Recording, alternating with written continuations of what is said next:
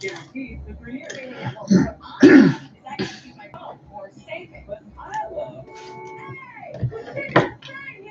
and give up with unlimited for just $25 a line, guaranteed for 3 years. The savings that last on the network you want. Verizon. From the #1 rated brand, cordless outdoor power. What's going on, everybody? John out here with you. It's another big NHL contest, and I'm only a couple days away from the trade deadline, but it seems like teams all over the place are making moves. I'm going to put Alec in here in a minute, as I know he's joined in. It's 39, 15, and 5 for the Jersey Devils. It's Nico, Hischier, Tomas, Tatar, Dawson, Mercer, Jonas Siegenthaler, and Dougie Hamilton.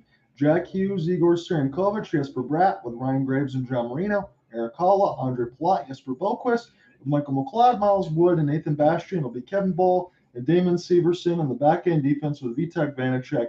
And for the Colorado Avalanche, 34, 19, and 5, Nathan MacKinnon, Artturi Lehkonen, Valeri Nichushkin with Sam Girard and Devon Toews, JT Compher, Evan Rodrigues, Mikko Rantanen with Bowen Byram and Josh Manson. It's Lars Eller. He's going to make the debut for the Colorado Avalanche after the trade today, with Dennis Mulligan and Matt Nieto and Alex Newhook, Andrew Cogliano, and Logan O'Connor. That's a hell of a fourth line if that ends up shaking out that way. Jack Johnson and Brad Hunt will be on the back-end defense with Justice and Noonan. The rookie is going to get the start in there tonight. I'm going to go ahead and put Alec in here right now that we got our starting lineups and everything else across. This should be a good contest. We're not going to have Timo Meyer in this game, but as Alec would say, and the same for me, I don't think that's going to matter all that much in between these two teams because we're just excited what they're going to be able to bring tonight. Oh, yeah.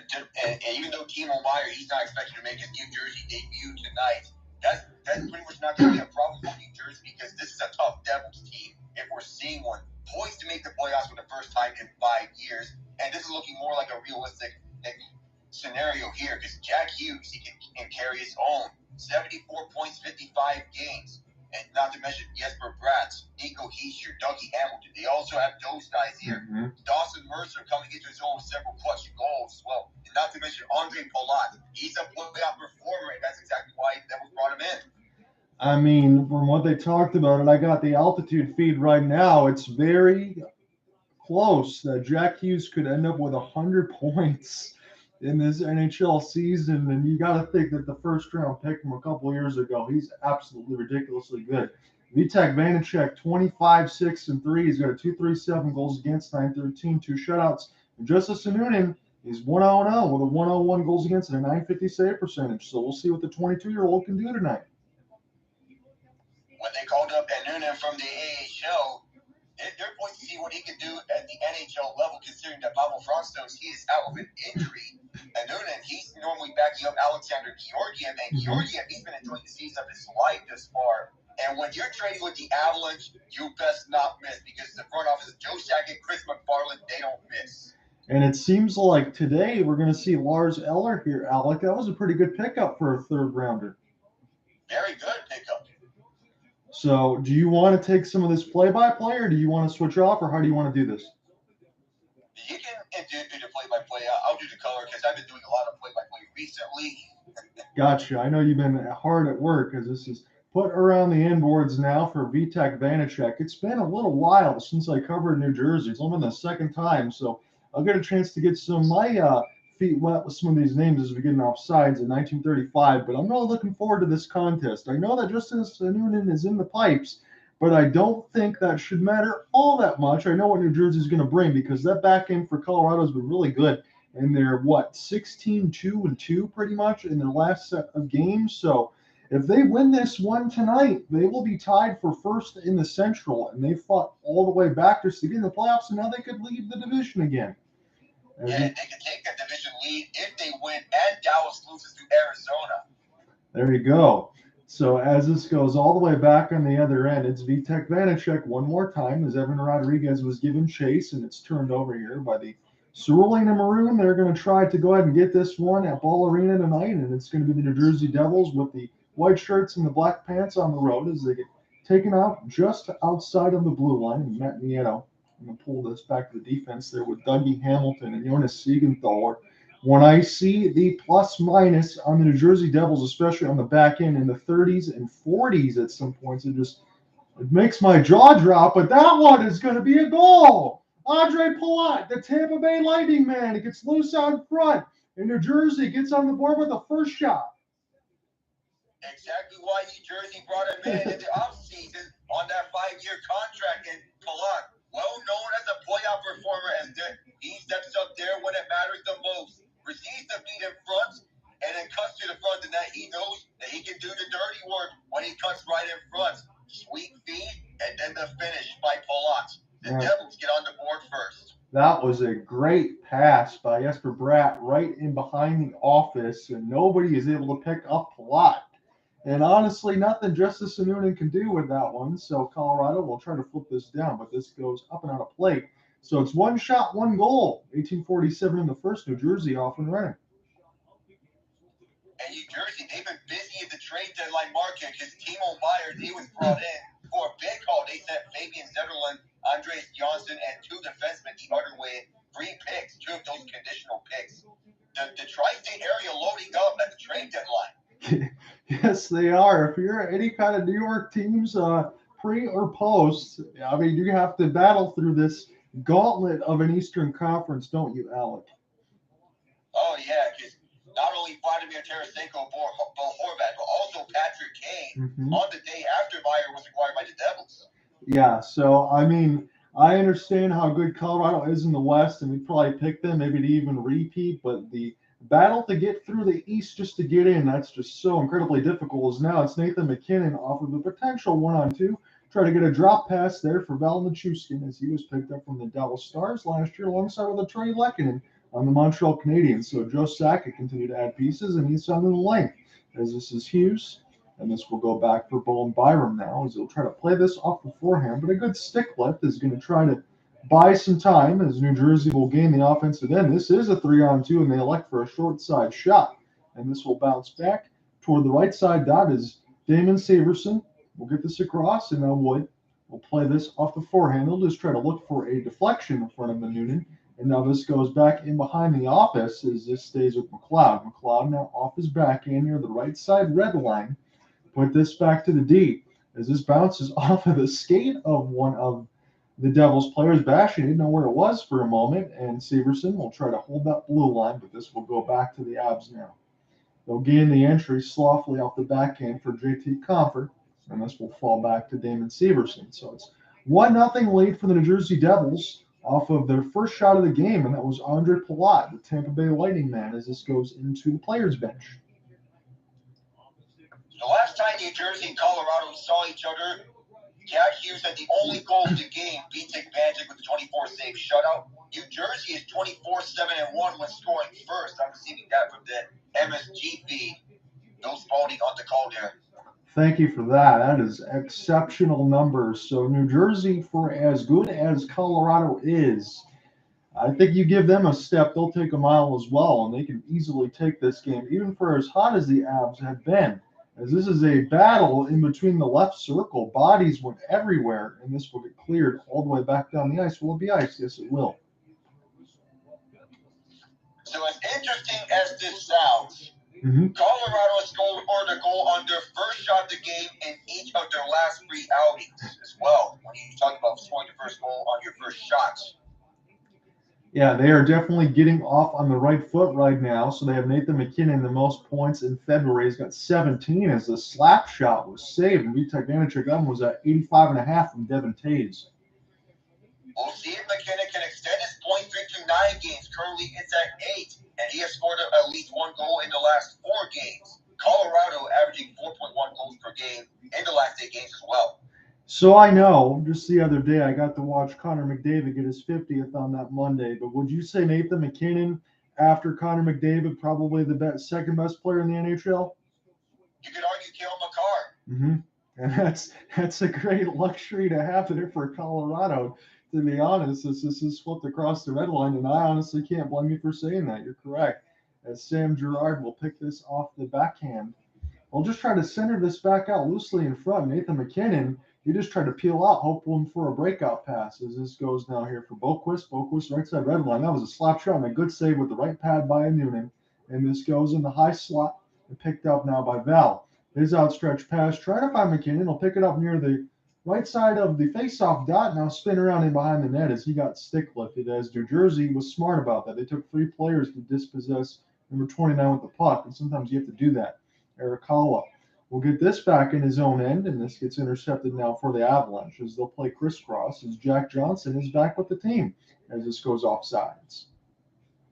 Jack Johnson, that's a familiar name for Colorado. He got invited over to the banner raising ceremony even when he was on a Chicago uniform, and now he's being brought back to Colorado. He doesn't have to do much, and probably that's why he's being brought in here. Mostly as a seventh defenseman, because their go-to seventh defenseman is usually Curtis McDermott these days. But for Colorado, they've been quietly solid defensively. Yes, they have, and they had to give up, I think, Andreas Englund to do so on the other end. And, yeah, just a one-for-one trade. Yep, and then the reason why on the other end, no McDermott, he took that overhand punch from Milan Lucic and got a concussion in that humongous fight a few days ago. As this is picked up now on the own end by Damon Severson. Severson will get this out across the left side red line, and Jack Hughes tried to split the defense, and this will be picked up by Nieto. Now Nieto with Eller will slap it right on, and this goes up and out of play. Mexico up and out of play on this one. So we look at Colorado's defense. Even without Cale Makar, they keep finding ways to stay up strong. Devon Toews has upside both offensively and defensively. Sam Girard, even though he's having it tough last season and was extending onto this season, his defensive impact is still going off the charts. Yes. Josh Manson, he can take on those defensive matchups well, and Owen Byron, he's still coming on his own. It's pretty nice, isn't it, Alec, when you have three top-tier defensemen that you can transgress on either line that you want to put on, and that's why Colorado is so deep. All these guys are young, and they're good. As this is a wrist shot again that gets flubbed near the left side of the red line. It's the possession with the New Jersey Devils. And they're continuing to be patient with it as they'll fire it wide to the left side of the post. It's a battle for the puck right now at the red line, and this gets chipped out through the neutral zone, so Colorado can get to it, as this is a chance for Nieto. He tries to just put it out through the blue paint, and this gets picked up by the Devils now. There's a couple of stick checks as the Avalanche will try to get in through the neutral zone now off the half spin. This is Mikko Rantanen. He's waiting for the rest of his teammates to take a change before he does so himself. As the Avalanche now continue to weave through the bowling pins, trying to get in the offensive end. And this goes just off the left pad of Vitek Vanacek. Avalanche still with this thing now near the left side of the red line as Compher will try to get to it. But there's a couple Devils that are just prying up that part of the paint near the right side of the red line now, and now they will get this on the defensive end. Off the back pass, good play by Dawson Mercer to get this out ahead, and they'll have to matriculate this around the inboards now. 13:55 left to go here in the first. John here within the play-by-play, joined by Alec Nava. Glad to have you with us here between New Jersey and Colorado. This should be a good time matchup as these two teams get to meet twice in the opposite conferences as this gets flipped around the inboards. And now here's a chance for Colorado one more time as they'll put this all the way back. This is held in now in the high slot. The shot gets blocked. They try to get picked up now from Nathan MacKinnon, leaving here for Toews. Now back to Nathan as he's trying to hold the right side in between the circles. And that was a serious risker. Vitek Vanacek, that got brushed all the way side through the neutral zone. And now here comes MacKinnon with the toe drag. And he lifted it just wide of the right post. That was pretty nasty there, Alec. I mean, two great chances for MacKinnon early on to try and get the equalizer for Colorado. He's very dangerous on the ice, and he's showing why. Even though those haven't translated into goals, I would not be surprised if he gets one later in this game. Riding a 4-game goal streak as of now, and he's looking to extend it to 5. So, I know we're going to have a lot to talk about as far as the first intermission or the second intermission as far as trades, because there's been so many of them. Is there anything, as we're in a commercial break, that stands out to you in particular? So the Penguins, they're making several moves as of late. Ron Hextall really needed waking up in this game, just sending away Teddy Bluger to Vegas for a pick and a defenseman prospect, and the waiver claim, and then putting Brock McGinn and Mark Friedman on waivers for them to go unclaimed and then later sending them down to the AHL. Cleared up some cap space for a possible move. I was kind of worried it was going to be either JT Miller or Brock Besser, but instead it was Michael Granlund from Nashville. That's a name that I wasn't expecting for the Penguins, but he can help out on the third line and in the second power play unit. He's not a scorer, but he's a playmaker who can help out on that second power play unit. It's that secondary scoring of utmost importance for Pittsburgh. He's a playmaker, and then he's another centerman that they can use, correct, on that second or third line? Yeah, Granlund can also play center, even though he mostly played on the wing. Mm-hmm. Yeah, that's not a bad pickup, to be honest. If you're going to go ahead and have those other ones, like you said, the Freeman, they clear cap space. That's exactly what you need right now. I'm interested to see. I know you're going to be doing a trade deadline show. I'll probably have to listen in to the stuff on Friday of what else happens, but it seems like there's been so many moves, and we still got 2 more days left. Oh, yeah, and don't forget about Jonas Corposalo to L.A. That was a big one. I know everybody was talking about Jonathan Quick and how maybe, that wasn't too fair and this and that, but I don't know what else the LA Kings could have done. They needed goaltending. It was the Phoenix Copley and Jonathan Quick experience, and if they want to be a cup contending team, they had to improve that back end. So I think they did what they had to. Yeah, going with head over heart, and the tough decisions had to be made. I agree with you on that. As this goes now here for the Devils, and Bowen Byram just tries to stick this away, but this will stay in the offensive end as McLeod. We'll get it. And I'll wrap this around the inboards as this will go right back to him. As he's going to have to hold off the backhand near the right side of the red line. As he'll do the same thing. The Devils, they'll wrap this around the inboards one more time as Wood is being held by Byram. And the Avalanche just trying to get this out of their zone right now. 5 shots to 4 in favor of Colorado, but it's an Andre Palat goal. Power move off the backhand, goes off the outside of the post. Maybe a Noonan also got a piece of it. But this will stay with the Devils, and they're doing an excellent job trying to continue this puck possession. But that was a good block in front of the net there by the Avalanche as Bowen Byram took a stick up in the mouth. And this play is still continuing. And now another opportunity. And that one was solved in tight as McLeod got robbed by a Noonan. And now looking for a Severson off the slap pass. And this will get picked up here. McLeod will work his way to the net again. And a Noonan says no. And now they say it's in. The hard work pays off here for New Jersey. All the opportunities that they're getting right in front of the net, all beginning with the Michael McLeod shots that went off the pad of a Noonan. And then they get rewarded for all that hard work. That beat from Kevin Ball initially to McLeod. Yeah, that was the first stop from a Noonan. But still, Colorado having trouble trying to get this out their own end, and it's coming back to bite them. As McLeod gets this down low, in fact, that shot wasn't in this back to the nets. Well, we're getting some technical difficulties here at the MSG feed, but Nate Bastian, he gets rewarded.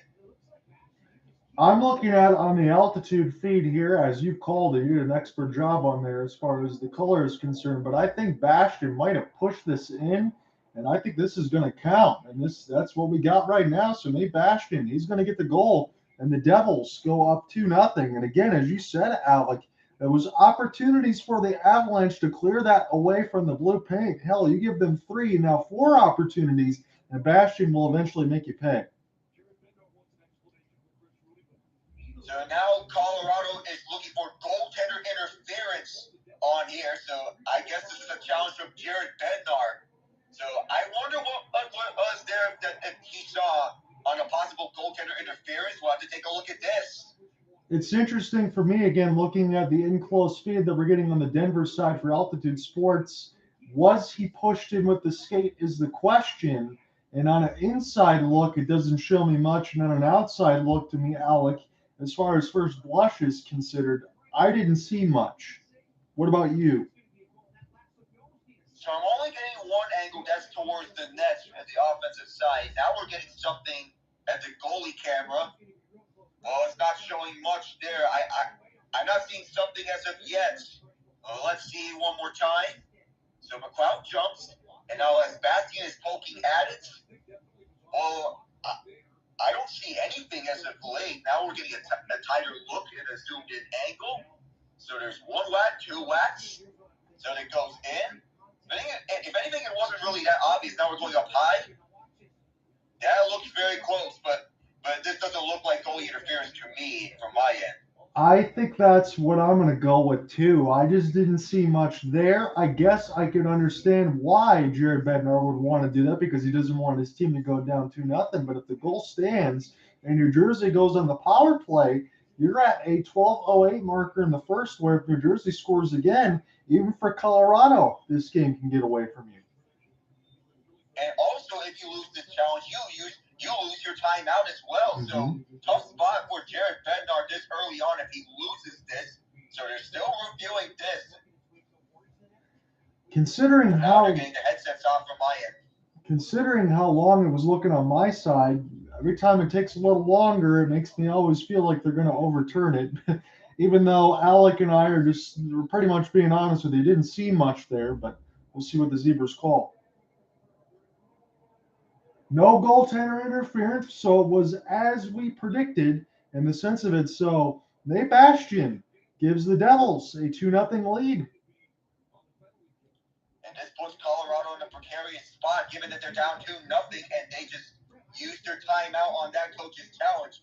Now they'll have to kill off 2 minutes for that failed challenge. Dennis Logan will serve the penalty for the Colorado bench. And I know this is something that's short-sighted on my end because Andre Palat's much better than a third-line player, but a third line and the fourth line have scored for the Devils right now on the road, Alec, and that's exactly what you want to start when you're playing against the Colorado Avalanche at Bowl Arena. So now it is a power play for the New Jersey Devils after they've just scored from Bastian. So we'll see what they can do. Keep adding on here. Is Dougie Hamilton trying to hold this on the blue line as this gets spun around there for Hughes. Now Hamilton's wide open in the middle of the slot, and his slap shot will bounce all the way back near the left side of the red line as Palat will play crisscross. And this will be a chance for Hughes near the far side as they'll wrap this around the net. And this will be held by Hischier and now Hughes as they'll crisscross near the left side of the faceoff dot as they try to get a piece of it through the Avalanche, but they can't just yet as Nichushkin couldn't knock it away, but with the help of Compher. And now here is a pickup near the left side of the faceoff dot, now wrapped around the net beautifully here by the Devils as they just continue to matriculate this puck around. But Hischier try to get a late drag at it. He's going to be able to keep it in as this goes now in between the center circle, but Palat was stuck in a net battle and it got flipped down the ice. So Alec in tight. The New Jersey Devils are not afraid to make a play on the power play. Of course not. Even though they don't have Timo Myers, he's there in spirit. Yes, he is. New Jersey's looked really comfortable right now as Mercer gets us to the right side wall. And now in the high slot, there's all sorts of traffic in front of a Noonan as he stops one of the opportunities with the right pad. Colorado in desperation just trying to get this out and down the ice as it touches the stick of Vitek Vanacek. So even if they don't score, I would categorize New Jersey's power play as a pretty good one as they keep getting into danger areas and they've looked dangerous. This is now Tomas Tatar, former Red Wing. Will try to get this across the left side of the red line. It was very heavily contested. And now the Avalanche, again with Jack Johnson, will flip it all the way down. So that will kill off the power play. So Colorado's okay there, but now they got to start working their other way, getting the offensive end as we've hit the halfway marker of the first. It's 2-0 for New Jersey. Andre Palat and Nate Bastian with the goals, third and fourth line. As this is picked up now at the backhand by Bullenbeier. We'll drop this right off, and this goes behind the net here for Devon Toews. Toews, patient off the backhand. He's trying to put that ahead. Could be a tripping call upcoming against the New Jersey Devils, but no, it was right in front of the referee near the players' bench, so they might call one. As Compher gets a piece of it, but McLeod will gain the steal. We'll try to put this out in front of the net again, and now here's number 29, Nathan MacKinnon. We'll see what he can do as he got slashed across the hands and picked up off a long pass. It's McLeod. We'll spin and pivot. Hold off the backhand. Now send this around the inboards as New Jersey keeps getting this puck in deep, and now they'll work out near the left side of the faceoff dot, be strong enough to get away from a stick lift. And now New Jersey riding inside beautifully with the line off the give and go pass from Severson.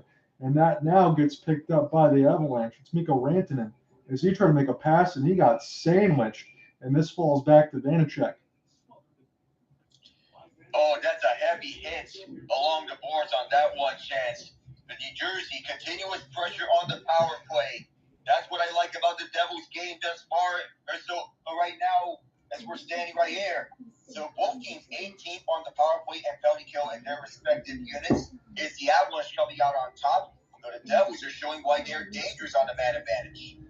I don't want to read too much into this because I know it's just one regular season game, and it's maybe because I haven't seen the Devils all that much. Admittedly, this is just the second time that I've covered them this year, but the way that they've been able to work the puck in tight, in the danger areas, in between the circles, hold and drag, be patient, I mean, you're doing this against the Avalanche right now, and that's going to open up my 4 eyes that I definitely have. I'm very impressed with what I'm seeing so far.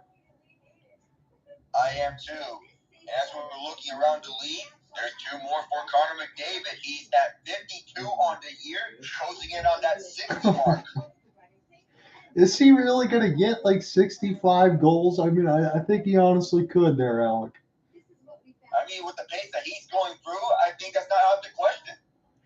So I know that they made a defensive acuity there. Didn't they get Matthias Ekholm from the New Jersey Devils the other night? But they let go of their power play quarterback. Predators, you mean? But yeah, they did get Matthias Ekholm while sending Tyson Berry, Reed Schaefer, and 2 picks the other way. Edmonton also gets a 6th-round pick. Yeah, thank you for that. I was wondering how that was going to go because Tyson Berry, he is normally, as you said, he's the power play guy in the part of it. But on Ekholm's side, you have a definite. I know he was at 0 on the plus minus this year, but he's a guy that can be well in the 100 areas. So Edmonton needs to solidify their back end defense, but hopefully they didn't give up too much of a price to do so. Yeah, very much. And Edmonton emphasizing defensive guys. Matthias Ekholm can bring that defensive play right into their blue line because they're emphasizing that. My main concern about Tyson Berry was his defensive play. His offensive numbers are there.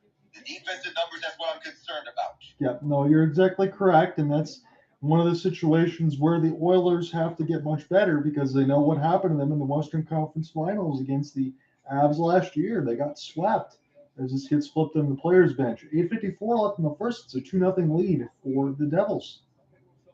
By no fault of Edmonton's own, I think that speaks more to how good Colorado has been all for last year's playoffs. There were only 2 teams that truly gave them a run for their money, and those were St. Louis and Tampa.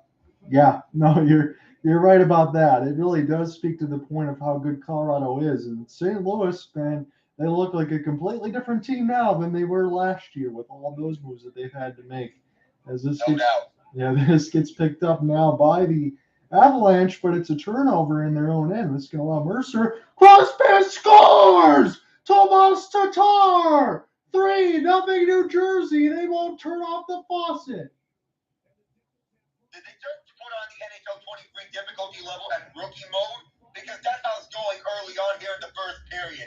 I mean, this isn't even close here. Just a one-touch pass to Tomas Tatar, left circle, or right circle, excuse me. You know what he can do. And just unnoted. Anticipating the shot from who I believe was Nico Hischier. Yes, it was Hischier. He thought it was coming into his right. It went to his left instead. And Tatar put it top shelf. No mistake on that. And this is getting ugly for Colorado. Regardless of what this scoreline is going to be when I write the game story, I'm glad that, Alec, you and I were able to cover this one. But I'm going to say this right now. If you're Justice Noonan and you're making your 3rd start in the NHL, you're getting hung out to dry right now when you're turning that over in your own end. And now here's a chance by the Avalanche. This gets picked up off the backhand as Evan Rodrigues will try to keep this alive. And now this is held in as this will be skipped to Evan Rodrigues and behind the net. And somebody blows a tire. That was Nieto. And now here come the Devils. Although it is 3-on-2, and they'll just flip this in here for a chance for Boquist to be the first to get to it. He almost did. It took 3 Avalanche just to get the puck again. So 7:50 left to go in the first, and I can't believe I'm going to say this. 3 goals here for New Jersey, 9 shots, nothing up for Colorado on 6 shots. As Newhook, he'll fire a shot, and this ends up going around the end boards. Vitek Vanacek's going to hold on that left post, as this will be kept on the blue line side. And honestly, I'll say this too. Colorado has to get this next goal. There really is no ifs, ands, or buts about it. As Byram will try to get this here for Rantanen, and he'll fire a lethal wrister that had a lot of speed on it. And this can't hold the zone, but this will go back to Rantanen across the red line. And Josh Manson, nice touch pass for Bowen Byram, but he gets canceled off by Severson. And now spun around the inboards, the end where Damon can go ahead and pick it up. And this gets intercepted across the neutral zone here for Bowen Byram. Byram is patient. He's going to skate back in his own end right now. About 7 minutes left to go in this first. He's just toe dragging this thing along as they look to get all settled here. And Cogliano will dump this in as this gets spun around again here for Severson to get a chance to get a piece of it with Jesper Bratt. Now this will fall to the Devils. Picked up by the Avalanche near the left side of the red line. They'll still continue to try to go D to D. They're trying to move this puck around. There's just no space to be able to get the shots in the middle of the slot. As they continually move it around, it's Dennis Mulligan. Now a slapper into the traffic that actually was some friendly fire to hit one of the Avalanche. And now off of the toe drag move, this gets intercepted and picked up here by the Avalanche. It's Cogliano trying to hold that blue line, but they're offside. 6:21 left in the first. I know the frustration that Colorado is feeling right now, firing endlessly at VTech Vanacek those last few tries. They're losing 3-0. They're down big. They just gave up a power play to New Jersey, even though they killed that off. But this last puck, well, I think that was Severson who got in front of that shot by one of the defensemen, if I remember. Yeah, that was a perfect timing block from Severson to get in the way and deny Colorado the opportunity. But it's time for Colorado to wake up. Yeah, definitely. And that was a great call by you because I just got the look of it there for Severson. And O'Connor was there, but Severson with an excellent block because that shot was up high near the right post. And now New Jersey, long stretch pass. This could be about 100 feet if they flip this in. Instead, they're going to go ahead and take some changes. 5:50 left to go in the first. It's 3-0 New Jersey. As this is picked up here from Valeri Nichushkin. That was a great pass. Oh, what a stop there by New Jersey. I'm not sure if that was Vanacek or one of the players that were inside the crease. And now the puck immediately the other way for Marino, and that goes off the left pad of Anunin. My goodness. As this goes across the red line now. 5:30 left to go in the first. Colorado actually had an opportunity there quickly off the rush as they try to get something going. And now this gets cleared in by New Jersey, and they'll try to get this across the red line side as Erik Haula trying to get a battle of it. New Jersey again, they're with it with Boquist as this is picked up now for him off the forehand. He'll fire it, and this one bounces up in the air, played with the glove hand, looking for an outstretched pass. And this will get knocked away from Nieto, go near the left side of the red line now. And New Jersey has it now across the red line, and they'll just go ahead and take their change. Again, Colorado down 3-0, 4:50 to go in the first. John on here with you on the play-by-play. Got the Altitude Sports feed on my side. We got the MSG feed for Alec's side on the color end. As this gets picked up by Sharangovich into the neutral zone. Dougie Hamilton stays patient. Get this across here for Siegenthaler, and they'll just ring this off the inboards with the slap shot. As this gets stick just ahead. And now this is a puck battle here for Compher near the right side of the red line. And now this is a chance for Hughes. And behind the office again, he throws a dangerous backhand that almost hits the right side of the bar. And now Jesper Bratt. They continue to work there behind the net pressure. Now a chance for Hughes. Where's the puck? As this is picked up now near the left side of the faceoff dot. This is held in. The big time slap shot there for Hughes. As New Jersey continues to hold this blue line and matriculate it around the inboards, Hughes gets a chance to pick this back up. Now near the left side of the blue line, long wrist shot goes off the outside of the cage. It is all New Jersey right now. As this gets flipped in, Mikko Rantanen attempting to be a game breaker, trying to get around Jonas Siegenthaler, and he just gets stuffed near the left side of the red line. And here comes New Jersey again with puck possession. They'll flip it all the way down. This will touch the stick of Justice Anunin, and he tries to just bank this off the inboards. And that was a great back pass. This could be an opportunity for Nichushkin for MacKinnon, and that was swallowed up by Vitek Vanacek. Some good opportunities on both ends. Jack Hughes had two of those opportunities for New Jersey. They try and go up 4-0 already. I mean, just imagine if one of those two shots went in from Hughes. Then all four forward lines would have had a goal for New Jersey by then. This is getting out of hand and quickly, but Colorado looking to respond right back. Valeri Nichushkin getting denied. And they actually had arguably their best chance of this game to get on the board right here in Colorado, but still nothing. They could not solve VTech Vanacek just yet. The one shot that I was talking about, I just got a great angle of it before we went to the commercial break. Long slap shot or a pass attempt went off of the left skate of Nathan MacKinnon, and he tried to one-hand that thing at the net where Vitek Vanacek had a little bit of difficulty with it, but that was their best chance again, as Alex said. There's some of these other ones. Colorado, we'll see if they can get a goal here before the first, because at the end of the first, because I think it's important, Alec. Very important, considering that they're down 3-0, and as of right now, Dallas is tied with Arizona at 2 apiece. They're at the start of the second period. Well, they just started the second period, just 4:40 into that frame. So they're tied at 2. Rove heads, Tyler Seguin the goals. they got to wake up here, especially with Justus and Noonan already allowing 3 goals. And I don't know if this could have gone any different if Alexander Georgiev were next, but still, if you're a Noonan, this isn't St. Louis that you're facing. This is a different animal. The third best team in the Eastern Conference that you're up against, and already this is happening. Yeah, no, I can't disagree with you on that. I mean, you think at least I understand the role Colorado has been on. They're showing it since January 1st, 15-6-2, a 696 points percentage. But you can't afford if you're New Jersey on the other end. That's 761 with 16-4-3. So you know what you're up against. I understand Colorado's been hot of late, but again, as you said, New Jersey's a whole different animal. Hey, and this is a statement game, too. You only get to meet each other twice, and New Jersey's making the statement right now, Alec.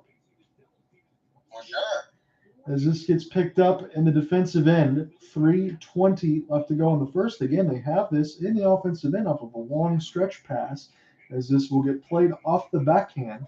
And now this will be an opportunity for Byram in his own net. Appreciate it. See, how are you doing, my friend? As this goes now off the backhand. Look at that spin and pivot from MacKinnon, but a good defensive play there in the neutral zone by the Devils. As this goes all the way back for Bull and Byram. Byram now patient and behind the office of Justus and Noonan. Again, just his third start in the NHL. Byram gets a long outstretched pass. Everybody able to stay on sides, and they'll just try to ride the left side of the boards, but this will go right to the Devils. Trying to get around Nathan MacKinnon. This actually bounced off his left skate. This will stay with Haula. And his shot goes just wide, and now we'll see if the Devils can get the puck again. His Blatt nicely absorbs a hit. It goes back to the blue line side for a bomb, and that might have hit someone else before it got to Noonan. It's 11 shots to 8. New Jersey's got a 3-0 advantage on the road at Bowl Arena. As another slap shot in tight near the left circles, and this one gets blocked. I mean, every single time New Jersey touches this puck, they're in between the circles in the middle of the slide. Here we go again with a wrist shot as Noonan falls down. Severson trying to collect. He gets this back near the right side dot. He'll flip it short side. And now Severson.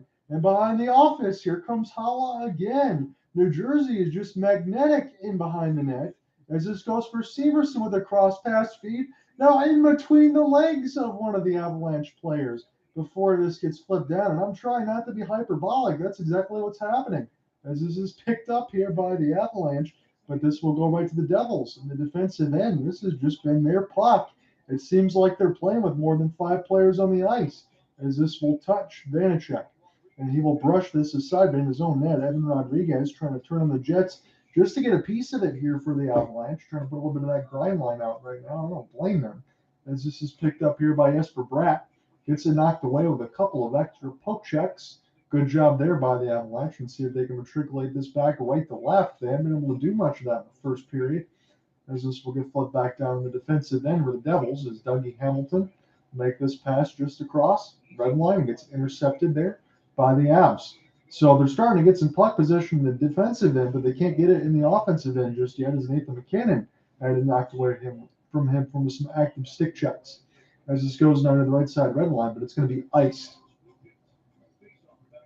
It feels no matter what Colorado has been doing so far this game, it feels like they've been trapped anywhere from behind New Jersey's blue line and forced right inside their own blue line. And that's applying every time to when the Devils have the puck. It's just countless pressure at this point. Yeah. It feels like the Devils, they're just becoming attracted to the puck. They're just all the protons, and then you got the neutrons. Say the puck is a proton, and then the Devils are the neutrons. Yes. Science. Yes, absolutely, Al. I can't say that any better. I was thinking the same thing. As Nathan MacKinnon now off the flip pass, and they just can't hold the offensive end as Bull and Byram. He'll make a long stretch pass from about 30 feet. See if the Avalanche gets some going. Nathan MacKinnon can be an absolute game breaker as he tried to play that one off the pass in between his legs. And this will go back toward the left side of the boards as the shot goes just wide. 25 seconds left to go in the first, and it's been all New Jersey. And again, regardless of the scoreline, I'll say it again. I'm happy that we covered this game to get this across, but this is an absolute shocker for what we're seeing. Nichushkin, now the bomb for MacKinnon, and he scores! That's what the Avalanche needed. Exactly what they needed, and that extends his goal streak to 5 games. The man himself, Nathan MacKinnon, top of the left circle. Of course, he's going to bank that in. He's so electric. Or do you put him right in the slot, the circle? Well, it really doesn't matter here. He's going to find the back of the nets. And he got aided by a screen as well. I think that was Jonas Siegenthaler who was right in front. Saw that screen and decided to go top shelf. Vanacek couldn't see it. It's in the back of the nets. Everything with the screen, and I agree with you 100% there, Alec. But what a bomb from MacKinnon as that was flipping over end to end near the left side dot. That is exactly what Colorado needed, as we stated, and that is going to give them life. And now all of a sudden we have a game again. This 23rd of the year as this one gets iced. So now Colorado, maybe they could use this as momentum to possibly try and come back. They have one free goal comeback this season. This was earlier in the year against Edmonton. Down 3-0. They came back to win 6-5 in overtime, courtesy of Mikko Rantanen. We will see. I think there's going to be a lot of intrigue left here. But again, it doesn't take away from what New Jersey has done in that first period. If they can continue to have that magnetic puck and playing behind the net, I think that's going to dictate this game. But we'll see after one. It's 3-1 lead for New Jersey. Very good period for the Devils indeed, based on those 3 goals. And the bottom 9 finding the back of the nets. And this spring, Andre Palat, then Nate Bastian, and then Tomas Tatar. Tatar and Nico Hischier finding chemistry with one another. And I was very curious to know where Timo Meier would get placed in this lineup. It was later revealed that he would be on the top line with Jack Hughes and Jesper Bratt. That's a dangerous trio to go through. That is for all the trades that you talk about with Tarasenko and Kane there for the Rangers. I mean, let's talk about it there with Hughes. For as young as he is, you put that on that top line, as you said. New Jersey Devils could have one of the best top lines. And again, nobody would even be talking about them. For even as good as they are, 39, 15, and 5, I happen to think that they would be underrated across the league. Well, they're certainly putting the Avalanche on notice right now. They are indeed, but how they're going in this game. It looks like the Devils and the Rangers, their forward cores, they look like legitimate all-star teams when you look at them. They do. It's amazing how much he talked about and the cost of what it is to load up. So I'm going to look at some of these trades here. Maybe we can go through some of them. So again, as you talked about for the New Jersey Devils, we'll just make this point because it's very much a point because we're doing this game. So Timo Meier and a few other pieces go the other way. And in San Jose, we'll get Fabian Zetterlund, Andreas Johnsson, Shakir Mamadouin, and Nikita Otuluk, a conditional first, a second, and a seventh in 2024. So that was quite a haul there for San Jose. I know that there's going to have to be some pieces and some cap and everything else that has to be moved and retained. But I think San Jose did about as good as they could ask for when you get rid of somebody like Timo Meier. Yeah, especially when they got Fabian Zetterlund from New Jersey. And Zetterlund, he's been coming on his own this season with New Jersey. Spent some time on the Tatar and Hischier line as well. They did get a look with Andre Palat and Erik Haula in the later games when Palat came back and Dawson Mercer got moved up. Zetterlund, he's definitely coming on his own. And now that he's in San Jose, he'll get a bigger opportunity there. Yeah. And maybe he can produce some more goal scoring. Andreas Johnsson, that's a name that people haven't heard of in a while because he spent a lot of the time in New Jersey in the minors after he got traded away by Toronto in exchange for Joey Anderson. And Johnsson, he has the opportunity to recoup some of that lost value that was left behind in the minors. And possibly probably make a name for himself and probably stopped up that value that was left behind. No, absolutely. And then the other one I'll get to just because we're covering, and then we'll go to some other ones because I want to get your thoughts since you're on here. But for the Avalanche, again, Jack Johnson from Andreas Englund, and then Lars Eller, and then the back goaltending of Keith Kincaid, just in case that they would need some. But Justice Sanunin is getting the start tonight, and we'll see what ends up happening here for the Avalanche. But this is something that I want to get your thought on here, Alec, as we're in the middle of the first intermission. It's a 3-1 lead for the New Jersey Devils. So the Tampa Bay Lightning, they made a move on Sunday. They acquired Tanner Janelle from the Nashville Predators in exchange for Cal Foote. But this is what they gave up: a third, fourth, and fifth this year, a second-round pick in 2024, and a conditional first in 2025. So for what I know about Tanner Jeannot, he was a guy in his rookie season that can get you about 25 goals, 25 assists. He can play a hard-nosed sandpaper game, and he can also punch you in the face.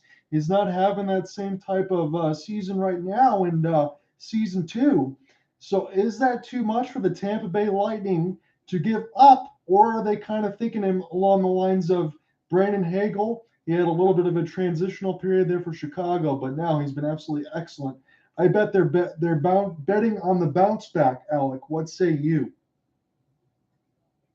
This is another one of those Brandon Hagel moves, in my opinion, because once again, I think Julian Brisebois sees something that most NHL fans don't. Yeah. Even though Jeannot was struggling in year 2 in the NHL, he can revitalize his game by getting some ice time on the third line with Ross Colton and Nick Paul. And to account for that, Tampa also made another move today that was sending away Vladislav Nemestikov to San Jose for Michael Eyssimont, who's Nemestikov having 50% of the contract retained by Tampa. So Eyssimont making the league minimum. He's been, I'm pulling this up. He was waived by Winnipeg earlier in the year. And 8 points in 20 games with San Jose. So recouping some of that lost value and getting 34 penalty minutes as well. So yeah, the discipline has to be there for Eyssimont. But I think Eyssimont, he's going to get lesser looks as he has to fight for minutes in the bottom 6, in my opinion, because the top 6 is loaded. They already are set with Hagel, Point, Kucherov, Kaloran, Cirelli, and Stamkos. So Eyssimont, he's likely going to slot into the bottom 6 role. Whether it be rotating, he's going to have to fight for minutes. And I don't know if he's going to be a healthy scratch because the fourth line is already set with Pat Maroon, Yegor Belmar, and Corey Perry, and the third line set already. So maybe he can learn from the forwards that are already dressed up. That's good by you. And I was going to go ahead and say this too. When I think about the Tampa Bay Lightning and I think about first-round picks here, Alec, I'll say this. When you're always picking in between, I know there's, 32 teams in the league now. We got back to an even number now that Seattle was in there. It's when you're always picking around 28 to 32, what does the first-round pick really mean? And that's what Tampa Bay has to do. Sometimes you give up on some future assets to get some players that you know that are good right now. It worked out with Brandon Hagel. It's worked out plenty of times here for Tampa Bay Lightning and Julian Brisebois. I imagine Tanner Jeannot is going to be able to fit right in. So I like what they did. And anytime the Lightning make a move, you always feel like they're getting the upper hand on it.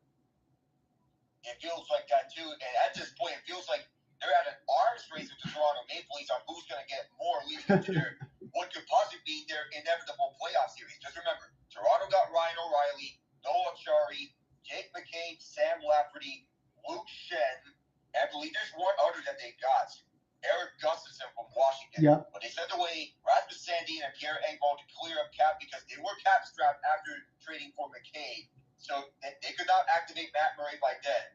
Now they have the cap space to activate Murray. So they're all set for what could possibly be this first round matchup between these two teams. Realistically, they can win this. This is an easily winnable first round series for Tampa. Well, actually, not easily winnable because this can go either way. But Toronto, they have a realistic chance of going past the first round. They don't have any more excuses if they lose in the first round. No, Kyle Dubas is really loading up, and I felt like he's been doing this over the last few years. When you had Austin Matthews and John Tavares and William Nylander and Mitch Marner, you have all these high other scoring forwards you know are going to do damage. He absolutely nailed it when he got Ilya Samsonov and Matt Murray. He got those ones correct. And now you're adding all these other pieces. And as you said, the margin for error is not razor thin, Alec. I think it's nothing. This might be a situation where Kyle Dubas says, look, if I'm going down with the ship and I'm done after this year, I'm going to do everything else I can to make sure the Toronto Maple Leafs can get out of the first round. I'm not saying that it spells desperation because I think the Maple Leafs made the right moves and they honestly didn't have to give up much to get the players that they've gotten. But yes, they have to get out of this first round now. And if they're matching up there with Tampa, with all the reinforcements that they got, I agree with you. They can beat them, but they have to stare down the eyes of the Terminator and Andrei Vasilevsky. And that is a heady proposition. Very heavy proposition. And for Matt Murray, this would not be the first time he'll be facing Tampa. Remember, he faced the Lightning in the 2016 Eastern Conference Final, Ben Bishop exited the first game with an injury. Andrei Vasilevsky saw the rest of the series go down, in which the Penguins ended up winning in 7 games. The Lightning won Game 5 in overtime, 4-3, before the Penguins won the next 2 games, and the Penguins own Mr. Game 7, Brian Ruff, with both goals in Game 7. We'll see how Toronto can take something out the Mike Sullivan game book and for Sheldon Keefe. I don't know if that's even possible in the NHL. Probably not. That's tampering. Let me ask you this too. I know that it's been a couple days ago that we've heard about it, but now we know that it's official again. We talked about Patrick Kane a little bit, but let's dive into it. So I know it's a conditional first that could turn into a second if the Rangers make the Eastern Conference Finals. Again, even with Vlad Tarasenko and Kane, you're mixing in a top 6 with Panarin, Zibanejad, Chris Kreider, Vincent Trocheck, and those two. I still say it's not even a given that they get that far. But did you think the Chicago Blackhawks did not get enough if it's going to be just a second and a fourth for Patty Kane? Well, this feels like an underwhelming return when it comes to Patrick Kane. This feels all too similar to what the Philadelphia Flyers got in return for Claude Giroux.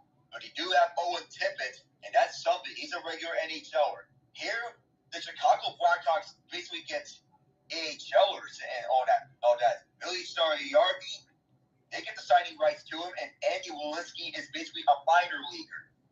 For the second round pick, it's from this year. So this can upgrade to a top 10 protected first round pick from next year, or a first round pick from the year after if the Rangers make the Eastern Conference Final. So, but this feels underwhelming for Chicago. I don't know what the plan is by Kyle Davidson. To me, it feels like they got more from trading away Jake McCabe than they got for trading away Patrick Kane.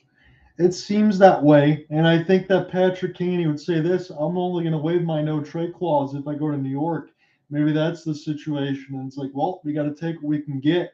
On the other end of it, I know this was news a few days ago, but this was confirmed by Emily Kaplan and everyone else that it's going to be Jonathan Toews. It's not going to be able to be moved because of a long COVID situation. So for as quickly as you wanted the Blackhawks rebuild to happen with the moves of Kane, Toews, and some of these other pieces, it just doesn't seem like it's going to come together as materialized. So Chicago is going to be waiting a little bit longer in the weeds before that team gets better. I'm not saying they're not going to have hope, but as you said, I think the return for them, and especially they wanted to get something for Toews and now they can't, was very underwhelming.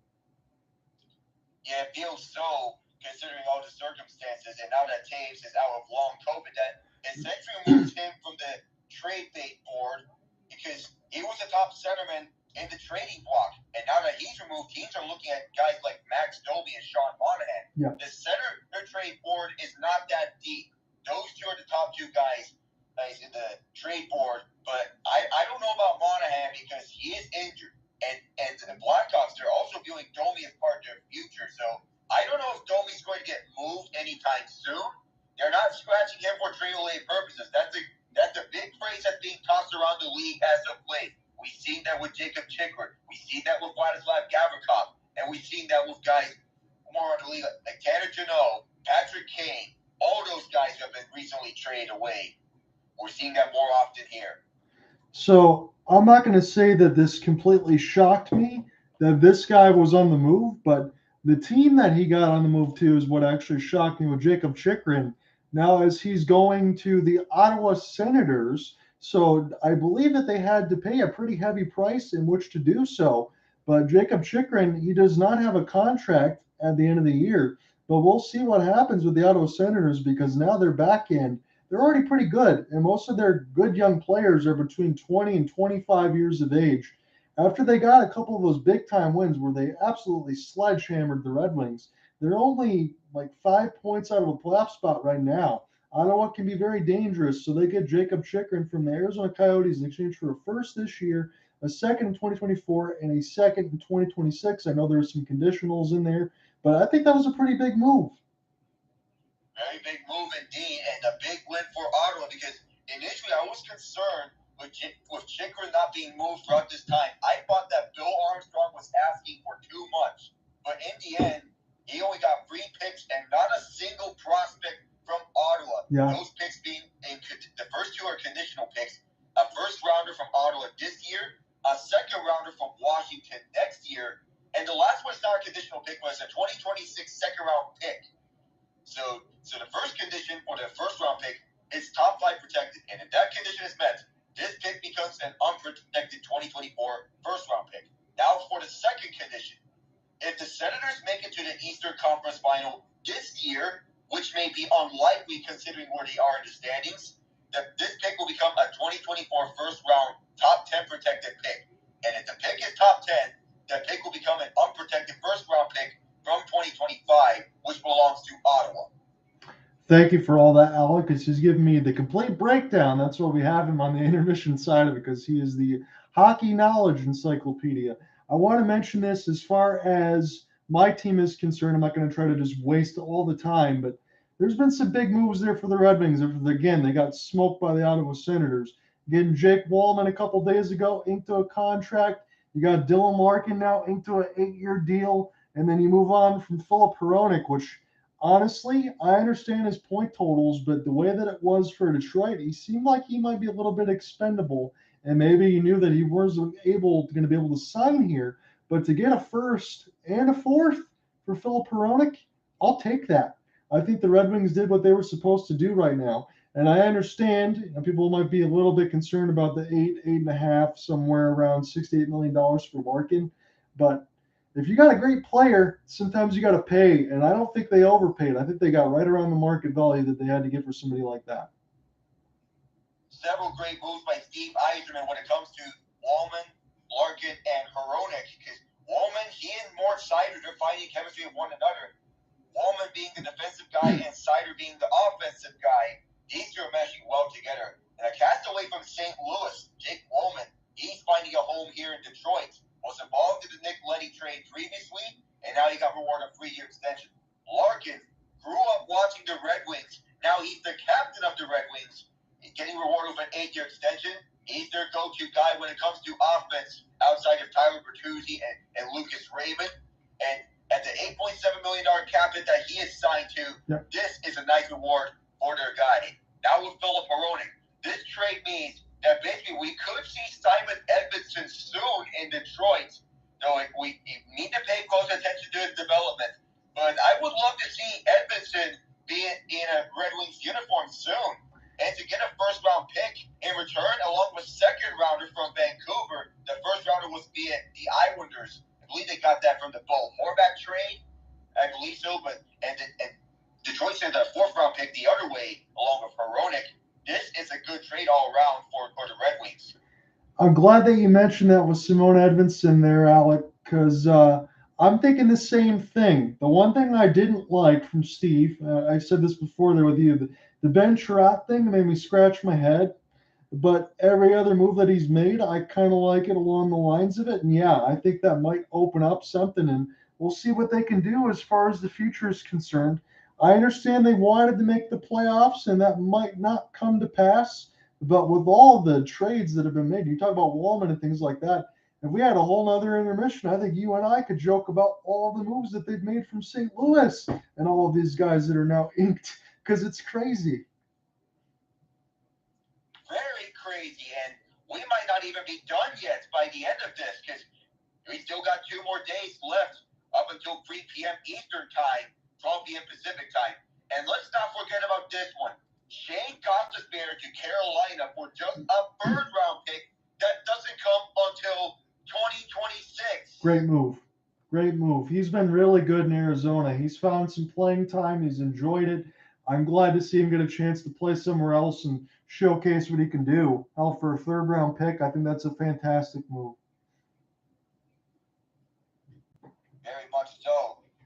And loading up the blue line for Carolina, they've worked out with guys like Dougie Hamilton and Tony DeAngelo in the past. DeAngelo usually paired with Jacob Slavin, and that worked out to perfection. Brent Burns paired up with Slavin as well, and that's also working too. I'd be intrigued to know where Gostisbehere ends up on the Carolina lineup, so we'll have to wait and see about that. As the arms race continues, and again, that's going to be all the way through Friday, and I think, Alec, you're still going to have your trade deadline show, correct? So able to tune in with that boy Inzer and get the rest of the stuff on the Twitter Spaces side of it. We have the second period among us. I know I'll have something to ask for Alec when we get to the second intermission as well, because we're not done with those talks, as this is wrapped around the inboards. But again, as always, I appreciate all of that. It's a lot of fun as this goes now. This will be right to left here for the Colorado Avalanche in this second period. They have this in the offensive zone after the faceoff win. They'll go D to D. They'll just hold the blue line, but this will now go for the Devils, as this is a great pass across. And this could actually be a 2-on-1, but Tomas Tatar is going to spin this thing around the kick plate. And they'll pick it up on the far side of the right side faceoff dot is Mercer. A couple active stick checks, and this will go with the Avalanche right now. There's an opportunity for Mikko Rantanen. He knocked a stick out of the hand of one of the Devils, and now it's JT Compher, patient, off the forehand, trying to spin this around the inboards, but it got blocked. Picked up now by the Devils, and they'll crisscross this across the right side red line with Nico Hischier. Hischier, patient, he'll spin as they try to get around Valeri Nichushkin. Devils very patient as far as their breakout is concerned. And this will fall back to Devon Toews. Toews now with the outstretched pass and the defensive partner for Sam Girard. He'll play this here for Nathan MacKinnon, and he'll do the same thing. Wrap this around the inboards. Picked up across the red line side as this will bounce back to the Maroon and Cerulean here. And Manson with his outstretched pass. This gets intercepted now for Erik Haula. Erik Haula now off the backhand here for Boquist. As Boquist will send this around the inboards, and Justice Noonan holding on to the left side post is Jonas Siegenthaler. Tries to get a piece of it. Andre Claude as well. But this will go right back to the Avalanche. 18:20 left to go in the second. John on here with him, a play-by-play, joined by Alec Nava on the corner side. It's been a while since we worked together. It's New Jersey and Colorado. This is a fantastic game so far. It's 3-1 as Nathan MacKinnon got the latest goal when it seemed like New Jersey was going to run away with it. We'll see what happens in this second stanza as this gets picked up off the neutral zone. Interception here by the Avs. So they're starting to lock down, but again, they got to get in the offensive end as Nieto's shot gets gloved and held by Vanacek. The Devils doing an excellent job at shutting down Nathan MacKinnon. They know that he's got the first Avalanche goal here, and they're finding ways to cut him off.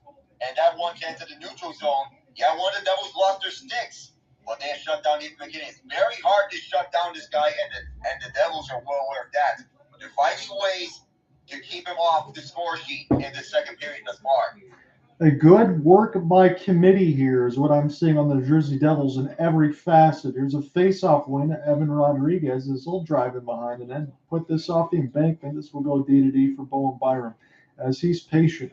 Now the Colorado Avalanche are really trying to probe in the middle of the ice and work this around the inboards, much like the Devils did. This has been all sorts of puck possession for Colorado. Maybe they found their game a little bit as this shot goes just wide of the crease toward the right side, and now picked up by the Devils in their own end with 17:25 left to go in the second.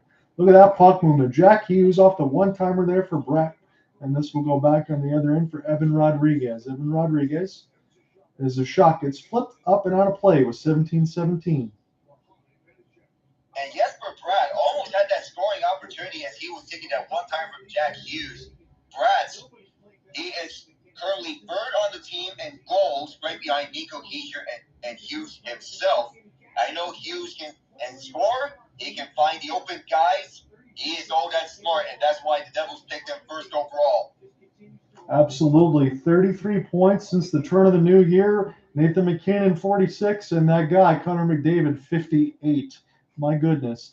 As this is flipped now for the Avalanche, as they'll try to play this near the right side of the faceoff dot, and the Devils will spin this all the way back in their own end. Curiously, Dennis Mulligan trying to give chase, and they will gain the red line. This will go back to Devon Toews in his own end.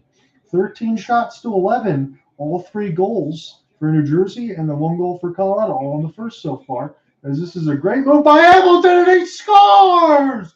4-1, an individual play with a wrist shot near the right dot. And the Devils back up by 3. And guess who? Dougie Hamilton off the turnover and tight. He fakes the shot and then takes the shot. Yeah, he made one Diaz walk. Saw the opening at the far side off the feed. Yeah, it was Andrew Cogliano that he faked out and was helped by a good screen in front by Nate Bastian. Perfect timing for the Devils, and now they get back to 3-goal lead.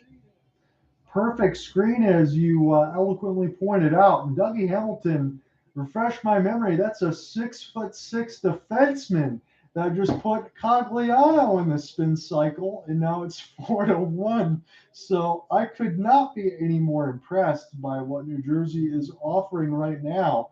Just to see them in the playoffs, Alec, I feel like they could do some real damage. As this is picked up now off of a long outstretched pass, almost, and this will be iced. Man, you're getting me all amped up. The Devils are going to be a treat to watch in the playoffs. Man, I mean, we could definitely. I'm not predicting it. I know the Devils are probably making it. I think we have that. But as far as the wild card is concerned, you have Pittsburgh, you have Buffalo. You might see some new blood there in the East. You might see the Seattle Kraken in the West. We might see a bunch of teams that we're just not used to seeing now. Like, it could be fun. Oh, yeah, very much so. Yeah, Buffalo, they're trying to make the playoffs for the first time since 2011. That's 12 years in which they have not made the playoffs. Look at the snap that this year. Man, I got a chance to cover them a couple times, and that dude, Tage Thompson, boy, oh boy, what a shot he has. As this gets flipped from Mikko Rantanen, try to pick this back up. It bounced off his skate. He's going to try to drive the net, and now this will be picked up here by the Devils. And the clearing attempt actually going to bounce back in their own end. Vitek Vanacek will just brush this near the left side of the red line. And a tripping call right in front of the Zebras. You can't do that. Devils going to the power play. Easy call there for the officials as Compher hauls down Nico Hischier. He's going to serve 2 minutes for this one. Yeah, that's an easy tripping call of his Compher as he was coming right in. Yeah, took down Hischier. Was that more towards the buttocks? I wasn't sure if this is tripping or hooking. I thought he was looking to try to stick left Hischier, but he got out of right at the buttocks. So that's more hooking, if anything, as far as I am seeing it. Yes. Either way, can't do that. You know, you got it perfectly there. They called him tripping, but I saw it looks like a hook to me. JT Compher, either way, he's going to go right to the box. That was right in front of the zebra there. No doubt about that. So Lars Eller going to try to win a defensive zone draw off of the tie-up. And I think we're just going to end up doing this again. Or maybe Eller's going to get kicked out of the circle here. So New Jersey going to go back to the power play. This will be their second. And we're still trying to get everything situated here near the dot. I believe we have that now. Hischier wins this clean, as this will go back for Dougie Hamilton. And now Hughes is looking to move this. Wide open near the right dot was Bratt. And that just got sticked away, maybe. I don't know how that pass missed, as this gets picked up now by the Devils. Hischier will take his time off the drop pass, just a little bit too far back, but that's okay right now because the Avalanche is trying to get that trap as a pick is pretty much set. That knocks down one of the Avalanche on their wallet, and they can't hold that blue line. So Dougie Hamilton will watch this one go back. Vitek Vanacek in the left circle. He'll just drop it back for his defenseman. And now it's $1:20 left to go in the power play, but again, it's overskated. Now picked up by Hughes. Hughes gets the pass across for Hischier as he puts this around the inboards here for Jesper Bratt. Now near the left side of the red line, a couple Avalanche trying to come together. It's in the high slot again. Hamilton with the touch pass, but it couldn't be held cleanly as this goes back to Hughes. And now Bratt. Bratt working his way in behind the net as this is matriculated around the horn. This will find Hughes near the left side dot. He's cruising in. He's looking for a fake pass, and this now goes to Hamilton with 45 seconds left to go on the power play, and now they're offsides. They got some clean looks on that power play, even though they didn't score under first man advantage, and neither so far here. They got some good looks as well. So, Hughes was looking for the tip in from Nico Hischier. He was going in front to do the dirty work.